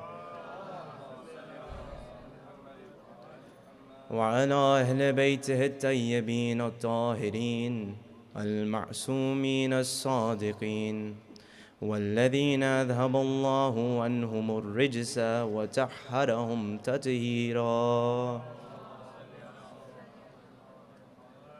اللهم صل وسلم وزد وبارك على صاحب دعوة النبوية والسولة الحيدرية والإسمة الفاطمية والهلم الحسنية والشجاعة الحسينية وإبادة السجادية وعلوم الباقرية والعلوم الباقرية وأطار الجعفرية وعلوم الكاظمية والحجج الرضوية والنقابة النقبية والحيبة العسكرية والغيبة إلهية اللهم أجل فرجا وسهل مخرجا أما بعد فقد قال الله في كتابه الكريم بسم الله الرحمن الرحيم الحمد لله رب العالمين الرحمن الرحيم مالك يوم الدين إياك نعبد وإياك نستعين اهدنا الصراط المستقيم صراط الذين أنعمت عليهم غير المغضوب عليهم ولا الضالين صدق الله العلي العظيم صلوات. I thought it would be fitting to begin this majlis and focus my majlis, since this is a Jafaria Sunday School sponsored majlis, on a surah that we all know well and we recite multiple times in the day through our wajib prayers. And to begin, before I dig deeper into my majlis, it's important to note that Surah Al-Fatiha, at its core, is very unique compared to the other surahs in the Holy Quran. For example, you'll look at the nature of the writing and the way that this surah is being addressed towards Allah subhanahu wa ta'ala. In other surahs, you'll see that Allah subhanahu wa ta'ala is speaking towards the individual, towards the believers, towards all of humanity, giving them commandments, giving them stories to understand and learn from. But in this surah, you'll learn that it's a very unique surah because Allah subhanahu wa ta'ala is compiling this on behalf of the believers in their way of addressing Allah subhanahu wa ta'ala. In other words, Allah subhanahu wa ta'ala teaches the believers how to address Him. And so within this surah, you'll see is a very interesting pattern. It begins with you listing the virtues of Allah subhanahu wa ta'ala. You see his Rahman, Rahim, Maliki Yawmiddin, Rabbil Alameen. You list the virtues of Allah subhanahu wa ta'ala that make him Allah subhanahu wa ta'ala. And then after this, you progress by asking yourself. You ask Allah subhanahu wa ta'ala for certain guidance on your behalf. And this is going to be the topic of my majlis, Sirat al-Mustaqim. It's funny to note that if you step back and just take a look at this Ahdina Sirat al-Mustaqim, this supplication, this dua, this ask that you have towards Allah subhanahu wa ta'ala, at least 10 times a day, you're commanded to say this specific dua towards Allah subhanahu wa ta'ala. And the interesting thing is that this dua has come directly from Allah subhanahu wa ta'ala himself, and he's commanded it upon you to recite it 10 times a day and ask him. How is this possible? You look at your daily namaz, you have 5 daily wajibat prayers. Within each of them, there's 2 rakats. In each rakat, in the first 2 rakats, you begin by reading Surah Al-Hamd. So it's an interesting reality to note that when you see this Ahdina Sirat al-Mustaqim, Ahdina Sirat al-Mustaqim, and then even after that, Sirat al-Ladina anamta alayhim, Ghayr al-Maghdubi alayhim wa-ad-dhalin. Guide us to the straight path, the path of those whom you've bestowed favor upon, not the path of those who are led astray. So before we answer this question of why are we asking this 10 times a day and why is God requiring us to ask this question to him multiple times a day, let's focus first on understanding what is Sirat al-Mustaqim. Sirat al-Mustaqim, before we progress any further, I'm going to focus on the straight path, the straight part of it. Sirat al-Mustaqim, yes, we know it's a path, it's a journey, even it's like a bridge, Sirat. But Mustaqim, the path, either it's like a righteous path or a right path. But when you hear the other definition, which is straight path, you can come to the following conclusion. And that conclusion is that, and it's mathematically proven, I know we have kids here, and even in elementary school, this is one of the most fundamental aspects of mathematics that we're taught as kids. To get from point A to point B in the shortest possible distance, in the smoothest possible distance, smallest time, you need a straight path. The moment you add curves, turns, or even zigzags, you're adding time and potential obstacles into your course. So the reason Sirat al-Mustaqim means straight path, there's a very big importance in the word straight. Straight means it's a direct path. And yes, I know we're faced with obstacles and difficulties in our own lives, no doubt. But if you do a self-study on your life and your actions and the obstacles that are ahead of you, you'll note that there is a path in which you can become closer to Allah subhanahu wa ta'ala, and you'll note that this is the right path, this is the straight path. So now that we've understood why it's important to say straight path, let's progress further. Any path that all of us know in the world that we have today, even in the USA, you'll look around, every path has some sort of destination. There's a reason you say, I'm on a path to what? There's always that question of to what? So now for us, we're on a path. Where is this path leading? And in Surah Al-Hamd, you'll see even Ahdina Sirat al-Mustaqim, guide us to the straight path. It's not specifically noted where is this path going. So after you look at the Quran and you look at the Hadith, you look at what the Ahlul Bayt alayhim as-salam have taught us. Allahumma salli ala Muhammad wa ala Muhammad. Once you look at the teachings of the Ahlul Bayt alayhim as-salam and you see they're showing us that this journey of spiritual wayfaring, this journey in which you progress from point A, which is your origin, which is, for example, alam dhar, when you're created, when you're in the world of the realm of particles, as noted by the Quran, to when you're released from your mother's womb into this world, to eventually the day that you transition into barzakh, alam barzakh, and then eventually the day of qiyamah. You're on this journey towards tawheed. And this is the main point of my majlis. When we're on this Sirat al-Mustaqim, like as in the way that we have a Google map, we have a GPS, and the distance is always written, the time, the estimated time to arrival is always written, and you always have your destination written down. Likewise, in our own lives, as we progress forward in every single action that we do and we complete, we should always have this system of a GPS going towards Tawheed, going towards the oneness of Allah subhanahu wa ta'ala. And the interesting thing to note about Tawheed is that, and I'll give an example here, it's when you're going towards Tawheed, you're spiritually wayfaring, you'll know an interesting reality, and that when you go closer and closer towards an object, for example, like my hand, as I raise and raise my hand towards a source of light, for example, this light above me, as I get closer and closer towards this light, I notice that my hand will do two of the following things. Number one, and immediately even from this distance, my hand starts to get brighter and brighter. And as I bring my hand closer and closer in closer proximity towards that light source, my hand gets what? Brighter. The other thing that you'll know about this hand, as I get closer and closer, and at a closer distance even, your hand starts to get warm. And the reason for that is that because this light source is warm at its core, at its essence, and when you get closer, when your hand gets closer to it, it starts to absorb some of the qualities in a very minute, in a very small, miniature form. Likewise, you look at our teachings, look at the Ahlul Bayt alayhim as-salam, look at the titles of Allah subhanahu wa ta'ala.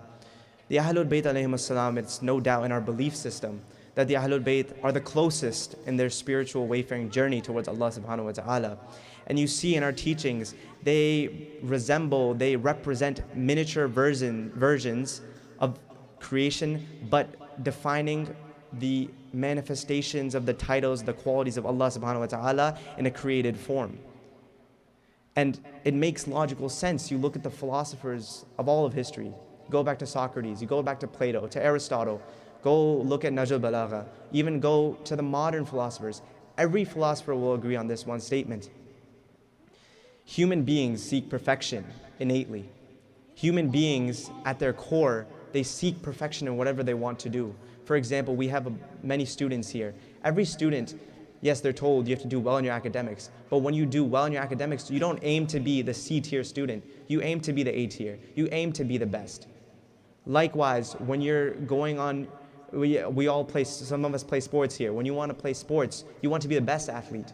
You don't want to be the second or third best. In this way, you'll see that when you're journeying towards Allah subhanahu wa ta'ala, you seek perfection. And you understand that Allah subhanahu wa ta'ala is perfection in its greatest form. It's the one true perfection. And this is why what we're all doing here is we're going towards perfection. Please recite aloud salawat.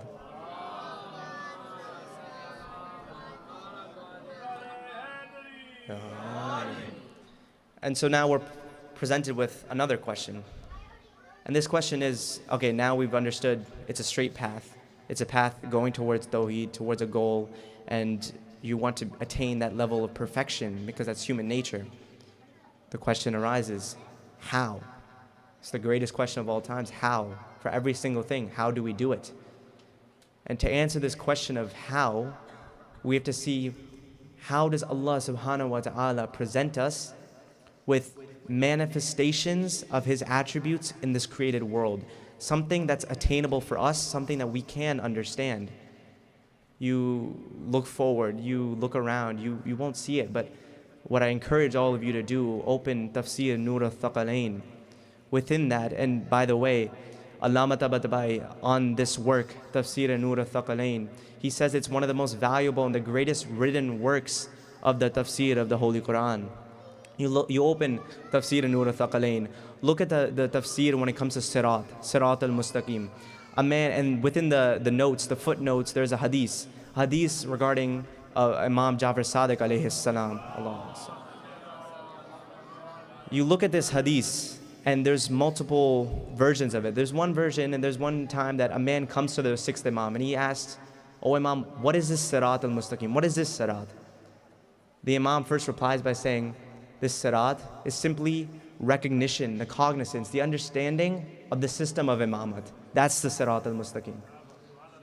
And now another man comes to the sixth Imam, and this time the response, it's unbelievable. You hear the response. The man comes, he says again, what is Sirat al-Mustaqim? And do you know what the Imam says? He says, by Allah, he swears by Allah subhanahu wa ta'ala and all His majesty and glory. By Allah, we, the Ahlul Bayt, are the Sirat ourselves, the Sirat al-Mustaqim. Please recite a salawat.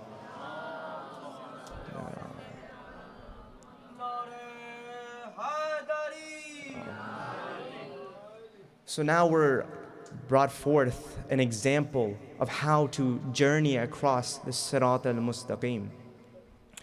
When you journey across the Sirat al-Mustaqim, you obviously need a guide, a lamp, even a torch of salvation, something to guide you. And you look around and the only viable, the only true example you have is the Ahlul Bayt alayhim as-salam. Please recite one more salawat.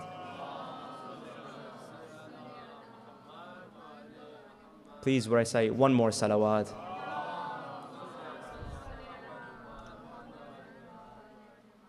Please recite one more salawat. So we're presented with this journey, and now we're on this journey. And I asked you this question in the beginning of the majlis. I said, why is it that God Himself creates this supplication Himself? أهدنا الصراط المستقيم صراط الذين أنعمت عليهم غير المغضوب عليهم ولا الضالين. Guide us to this path, the path upon whom you've bestowed favor upon, not the path of those who are led astray. I asked you this question, why is it God requiring us, commanding us to say this 10 times a day? And now I ask a question, how many times, and you can't even remember your earliest of days, that you've been praying 5 times a day, and you've even subconsciously you've been saying this dua to Allah subhanahu wa ta'ala. He wants you to ask Him this dua 10 times. And the question is why? How does Allah subhanahu wa ta'ala respond to this dua that He gave us Himself? Come to the present moment. Look at me and you. Look at where we're sitting. Look at whose flag is waving outside. Look at the event in which we're gathered here for, and that's nothing other than the Majlis Aza of Hussein ibn Ali alayhi salam. We asked Him to guide us to the straight path, the path of those whom Allah subhanahu wa ta'ala has bestowed favor upon, not the path of those who are astray. And we're gathered here to mourn a man who is specifically bestowed favor upon by Allah subhanahu wa ta'ala, one of the greatest of creation, Hussein ibn Ali alayhi salam. And as we gather here today, all of these kids ranging from the youngest of ages to even my age, we're all reciting our forms of mourning towards the Imam. We all have our certain traditions that we do, and yes, at times we are faced with a reality where some traditions, every culture has their own tradition. Every culture brings in their unique way. One person may even write their own poetry from their own hand with their own pen. Another man may recite, he may speak on the mimbar. Another man may reflect, that's their form of mourning. Another man may simply just attend the majalis, that's his form of mourning. And now, as we attend these majlises of Imam Hussein alayhi salam, I just want to touch on 2 reasons that we do, and it's important as we say that, as I said earlier, Tawheed, keep it as a GPS system as you progress forward. We should also keep these 2 points in mind as we mourn, and as the days of Muharram are coming to a close, we should still keep these 2 ideas close to heart.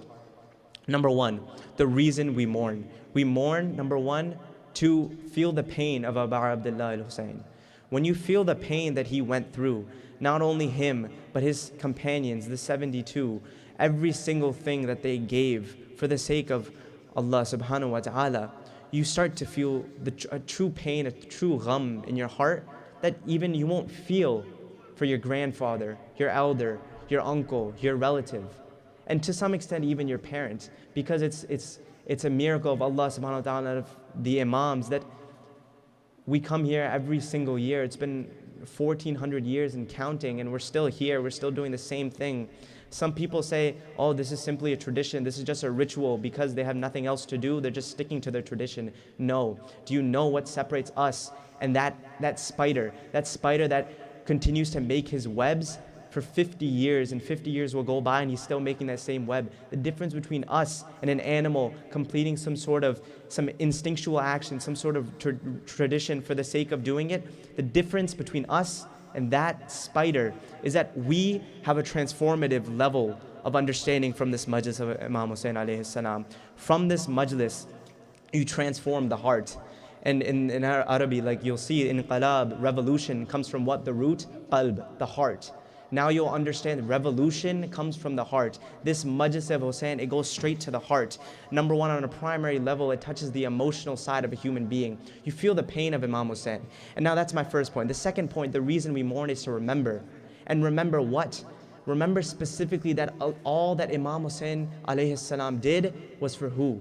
For what? It's for the system of Tawheed. Now I ask you, a very simple question. Imam Hussein alayhi salam did all of this. He sacrificed everything. And even then, in the hadith, he didn't feel like he gave up enough. He apologized to Allah subhanahu wa ta'ala saying, I didn't do enough for you. To the extent where Allah subhanahu wa ta'ala himself is telling Hussein ibn Ali to put down his sword and just be at rest and enter my paradise. But I ask you one thing. Hussein ibn Ali did it for the sake of Tawheed. Now look in the modern day. And you'll note it even within your own life. All of us have stories. All of us go through highs and lows. If it weren't for the majlis of Imam Hussein, if it weren't for the stand that the 72 made on that day, how many of us would be farther away from Allah subhanahu wa ta'ala?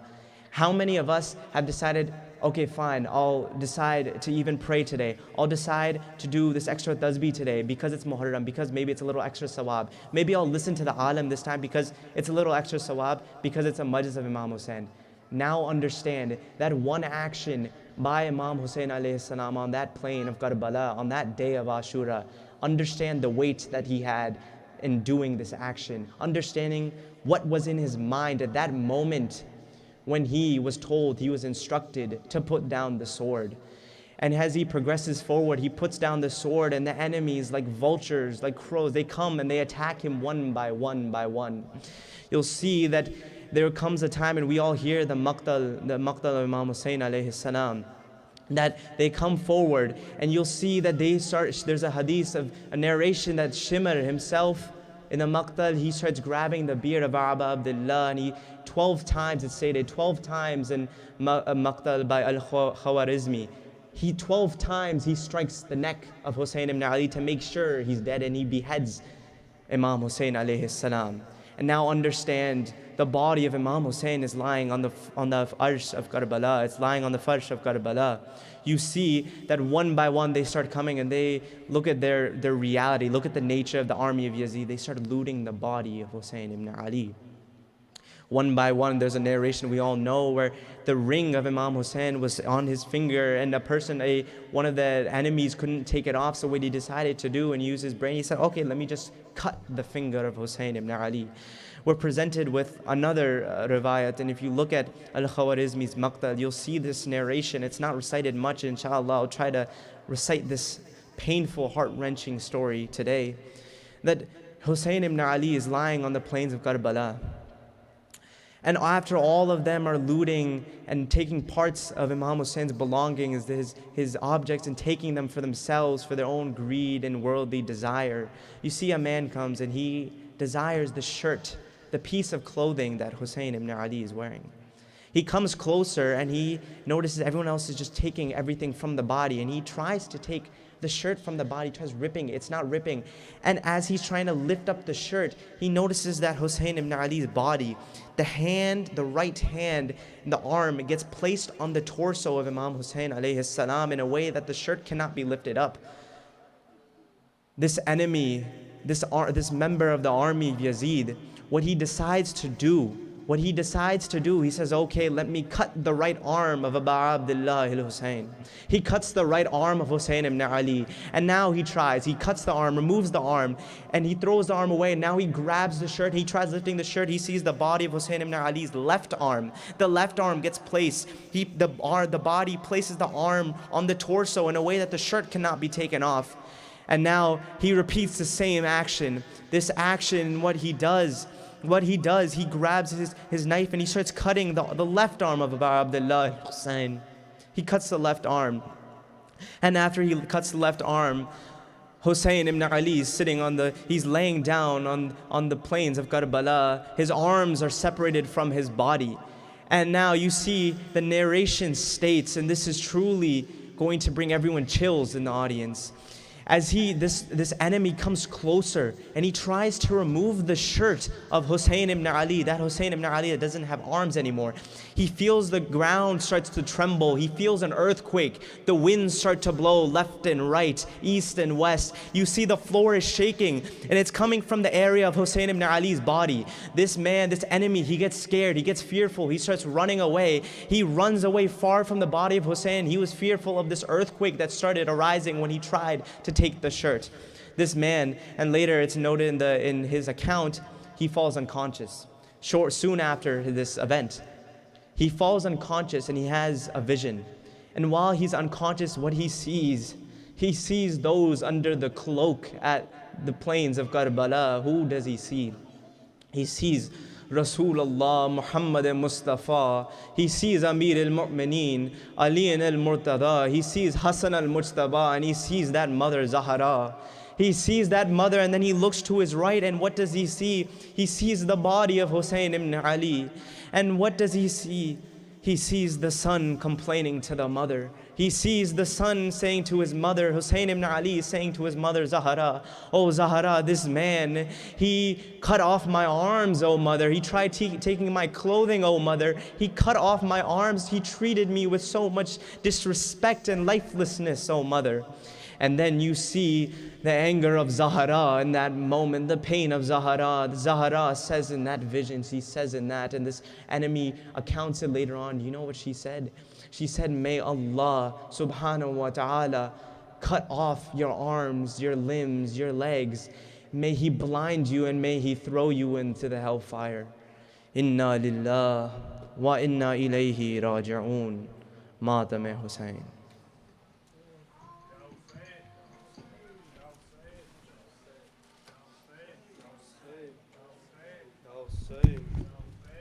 Hussein, Ya Hussein, Ya Hussein, Ya Hussein, Ya Hussein, Ya Hussein, Ya Hussein, Ya Hussein, Ya Hussein, Ya Hussein, Ya Hussein.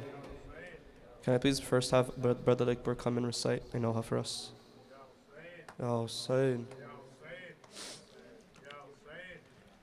Ya Hussein, Ya Hussein, Ya Hussein, Ya Hussein, Ya Hussein. I'm going to list out the names of the people who are reciting Noha. So I'd appreciate if all of you could line up once I do list the names. So first is Ali Akbar, then it will be Zoha Khan, then after that it will be Leia and Hana, and then after it will be Judy, then it will be Zishan Taqi, Asya Rangwala, Hamza Daniel, Ayan Taqi, and Qayan Bukhari. Ya Hussein, Ya Hussein, Ya Hussein, Ya Hussein, Ya Hussein, Ya Hussein, Ya Hussein. ऊंचा रहे अपना इल्म, ऊंचा रहे अपना इल्म, जब ऊंचा रहे जब तक है दौरे आसमां, जब तक है दौरे आसमां, सुन ले ये हर पीरो जवां, ये हर पीरो जवां, आवाज पर शबीर की बढ़ता रहे ये कारवां, रुकने ना पाए ये कदम। ऊंचा रहे अपना अलम, ऊंचा ये परचा में अब्बास है, परचा में अब्बास है, टूटे दिलों की आस है, टूटे दिलों की आस है, अब तो किसी पर चमतले जिंदा किसी की प्यास है, जिसने सहे लाखों सितम।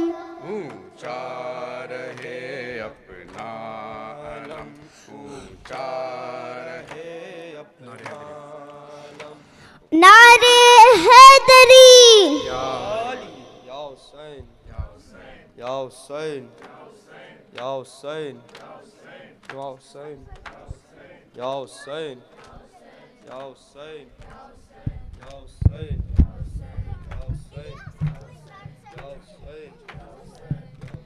یا رب کوئی معصومہ زندہ میرا تنہا ہو یا رب کوئی معصومہ زندہ میرا تنہا ہو یا رب کوئی معصومہ زندہ میرا تنہا ہو یا رب کوئی معصومہ زندہ میرا تنہا ہو یا رب کوئی معصومہ زندہ میرا تنہا ہو پابند نہ ہوا ہائے پابند نہ ہوا رونے پہ نہ پہرا ہو یا رب کوئی معصومہ زندہ میرا تنہا ہو یا رب کوئی معصومہ زندہ میرا تنہا ہو تھی جس کو نیند آتی شبیر کے سینے پر تھی جس کو نیند آتی شبیر کے سینے پر زندہ در زندہ ہائے زندہ در زندہ اس کے لیے قضا ہو یا رب کوئی معصومہ زندہ میرا تنہا ہو یا رب کوئی معصومہ زندہ میرا تنہا ہو ٹکرائے نہ وہ کیوں کر زندہ کی دیواروں سے ٹکرائے نہ وہ کیوں کر زندہ کی دیواروں سے بائی سے اور پھوپھی سے ہائے بائی سے اور پھوپھی سے جس سے جدا کیا ہو یا رب کوئی معصومہ زندہ میرا تنہا ہو یا رب کوئی معصومہ زندہ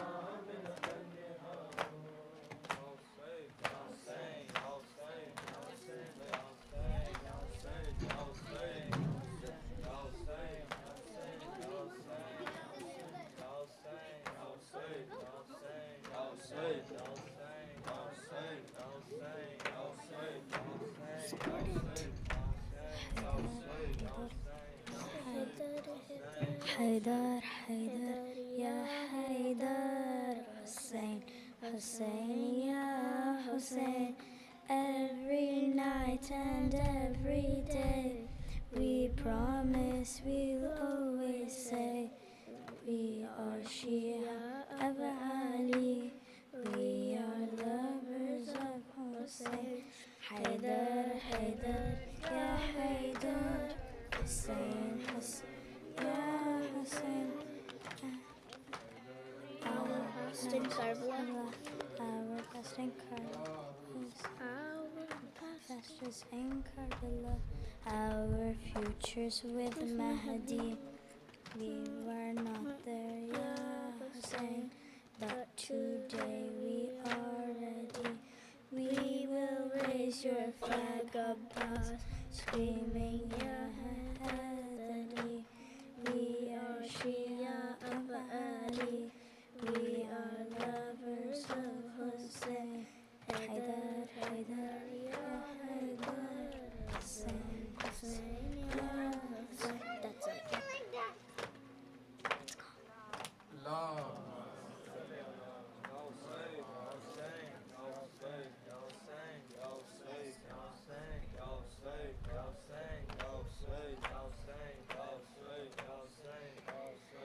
जबरदार से छीनी मैं सदा देती रही तू ना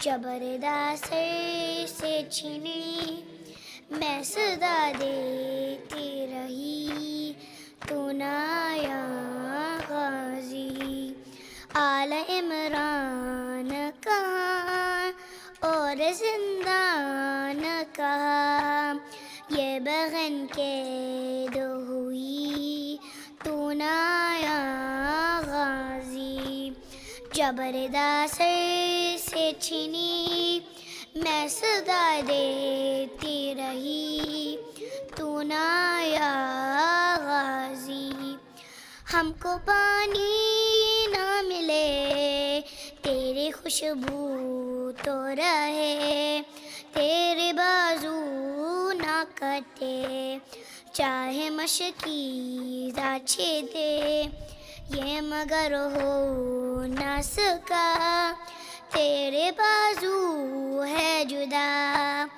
مجھ پہ ہے تشنہ لبی تو نہ آیا غازی جبردہ سر چھینی میں صدا دیتی رہی تو نہ آیا غازی توپ میں تو تا شجر تجھ سے آباد تھا گر ہے بہرنا میرا سر کیا نہیں تجھ کو خبر آیا علمدار وفا اس بہن کو باخدا تجھ سے دارس تھی بری تو نہ آیا غازی جبردہ سر سے چھینی میں صدا دیتی رہی تو نہ آیا غازی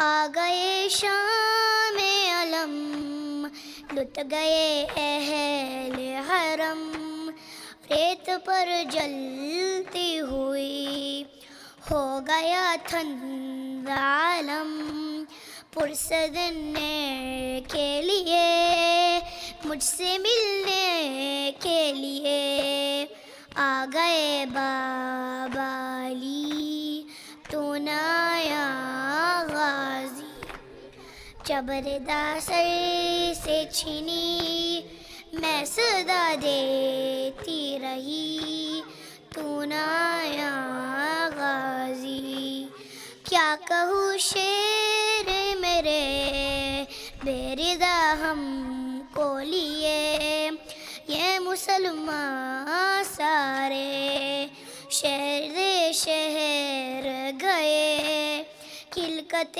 کوفہ کبھی کلکت شام کبھی اور رہا ہم میں پسی تو نہ آیا غازی جبردہ سر سے چھینی میں صدا دیتی رہی تو نہ آیا غازی تو نہ آیا غازی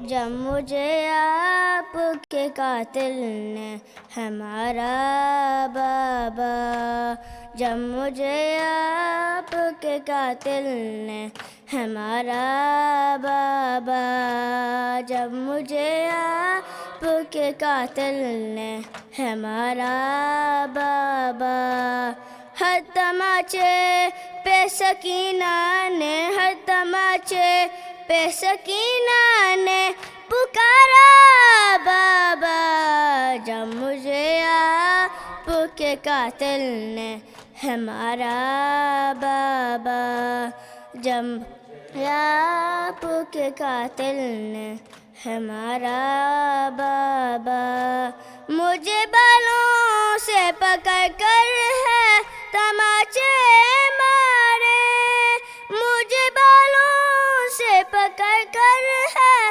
تماچے مارے میں نے سرشمر سے مانگا جو تمہارا بابا جب مجھے آپ کے قاتل نے ہمارا بابا، جب مجھے آپ قاتل نے ہمارا بابا، وہ جو درہ اپنے تحفے میں مجھے بخشے تھے، وہ جو درہ اپنے تحفے میں مجھے بخشے تھے، ان کو بے دردی سے ظالم نے اتارا بابا، جب مجھے آپ کے قاتل نے ہمارا بابا، جب مجھے آپ قاتل نے ہمارا بابا،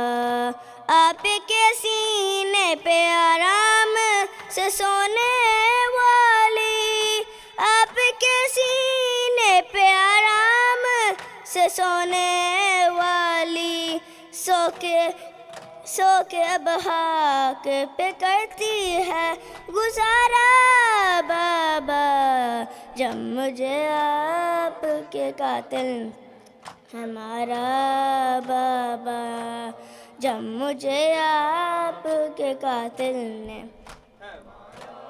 بابا، نوک نیزہ پہ اسے دیکھوں تو دیکھوں کیسے، نوک نیزہ پہ اسے دیکھوں تو دیکھوں کیسے، میرا اصغر تھا مجھے جان سے بھی پیارا بابا، جب مجھے آپ کے قاتل نے ہمارا بابا، جب مجھے آپ کے قاتل نے ہمارا بابا،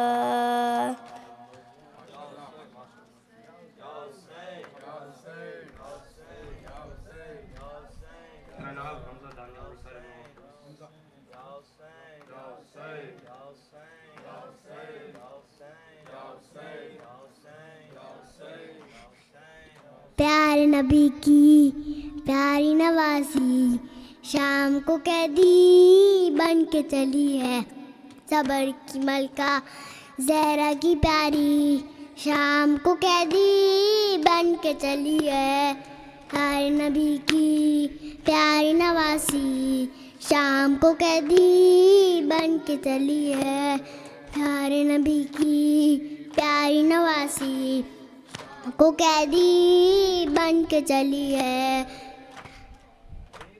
یہ کوئی تو آئے شان پکڑ کر کاش بٹھائے، دیکھ رہی ہے کوئی تو آئے شان پکڑ کر کاش بٹھائے، نہ ہے سواری نہ ہے ہماری شام کو قیدی بن کے چلی ہے، ہر نبی کی پیاری نوازی شام کو قیدی بن کے چلی ہے، ہر نبی کی پیاری نوازی شام کو قیدی بن کے چلی ہے، آئے بھتیجے بھانجے بیٹے ساتھ وطن سے آئی تھی لے کر، بھائی بھتیجے بھانجے بیٹے ساتھ وطن سے آئی تھی لے کر، بھائی مقدر بن علی شام کو قیدی بن کے چلی ہے،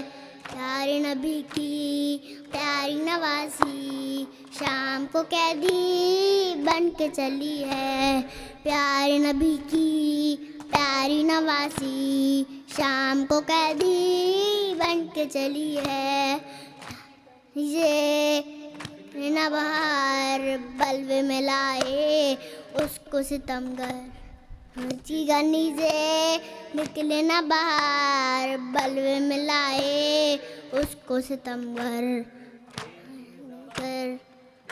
علی کی شام کو قیدی بن کے چلی ہے، نبی کی پیاری نوازی شام کو قیدی بن کے چلی ہے، پیارے نبی کی پیاری نوازی شام کو قیدی بن کے چلی ہے، صبر کی ملکہ زہرا کی پیاری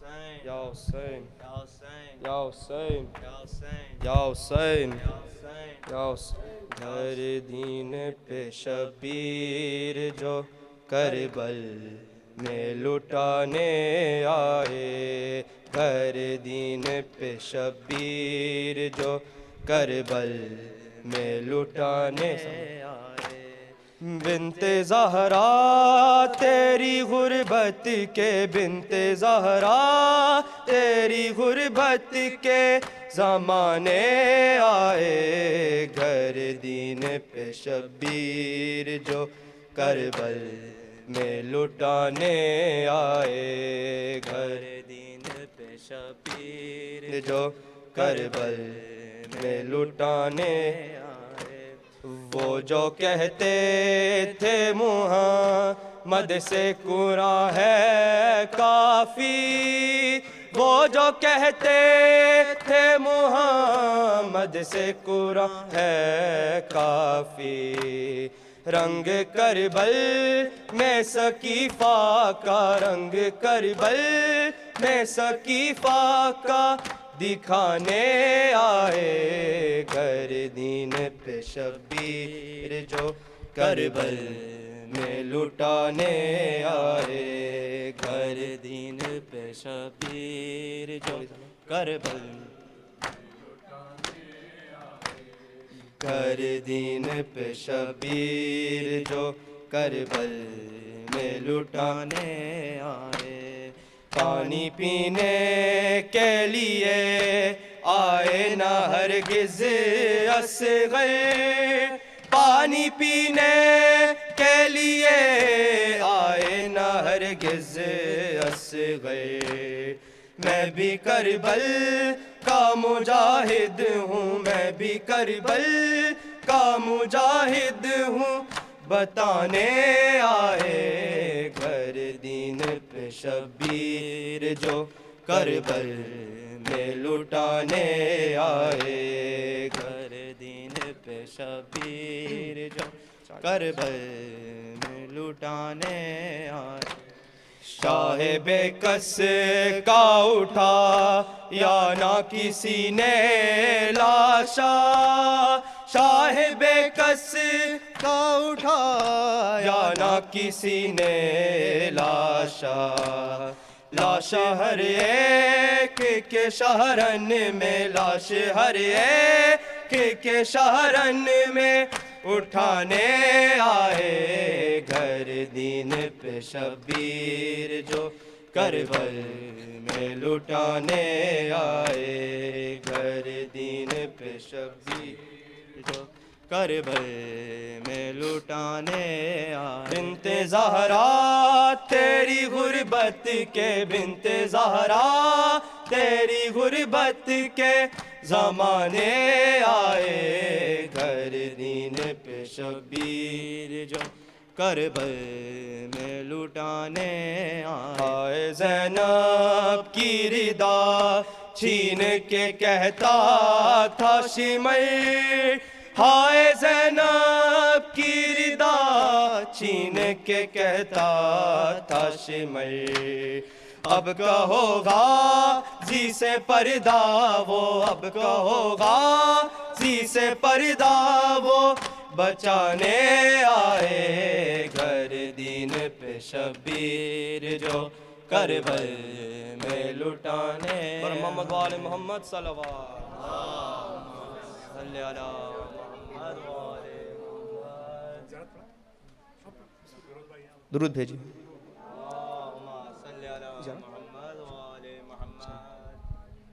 متوجہ زیارت.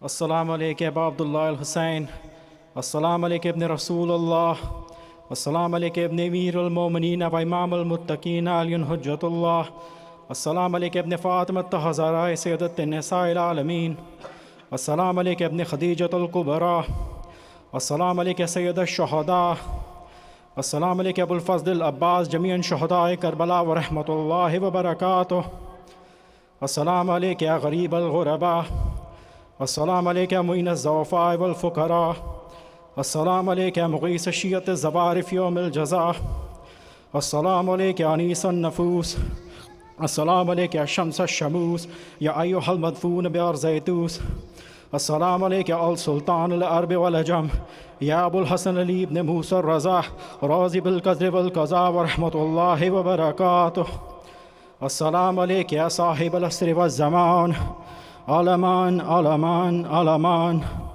السلام عليك يا شريك القرآن السلام عليك يا مظهر الإيمان السلام عليك يا كامل الكفر والطغيان السلام عليك يا دافع الظلم والعدوان أجل الله فرجك وسهل الله مخرجك وظهورك ورحمة الله وبركاته. Thank you everyone for attending. Please recite another loud salawat. Allah. Now we're going to read Dua Imam Zaman. Bismillah ar-Rahman ar-Rahim. اللهم كن لوليك الحجة بن الحسن صلواتك عليه وعلى آبائه في هذه الساعة وفي كل ساعة وليا وحافظا وقائدا وناصرا ودليلا وعينا حتى تسكنه أرضك طوعا وتمتعه فيها طويلا. Tabarruk will be in the men's hall, and please allow the children to get the tabarruk first. Thank you.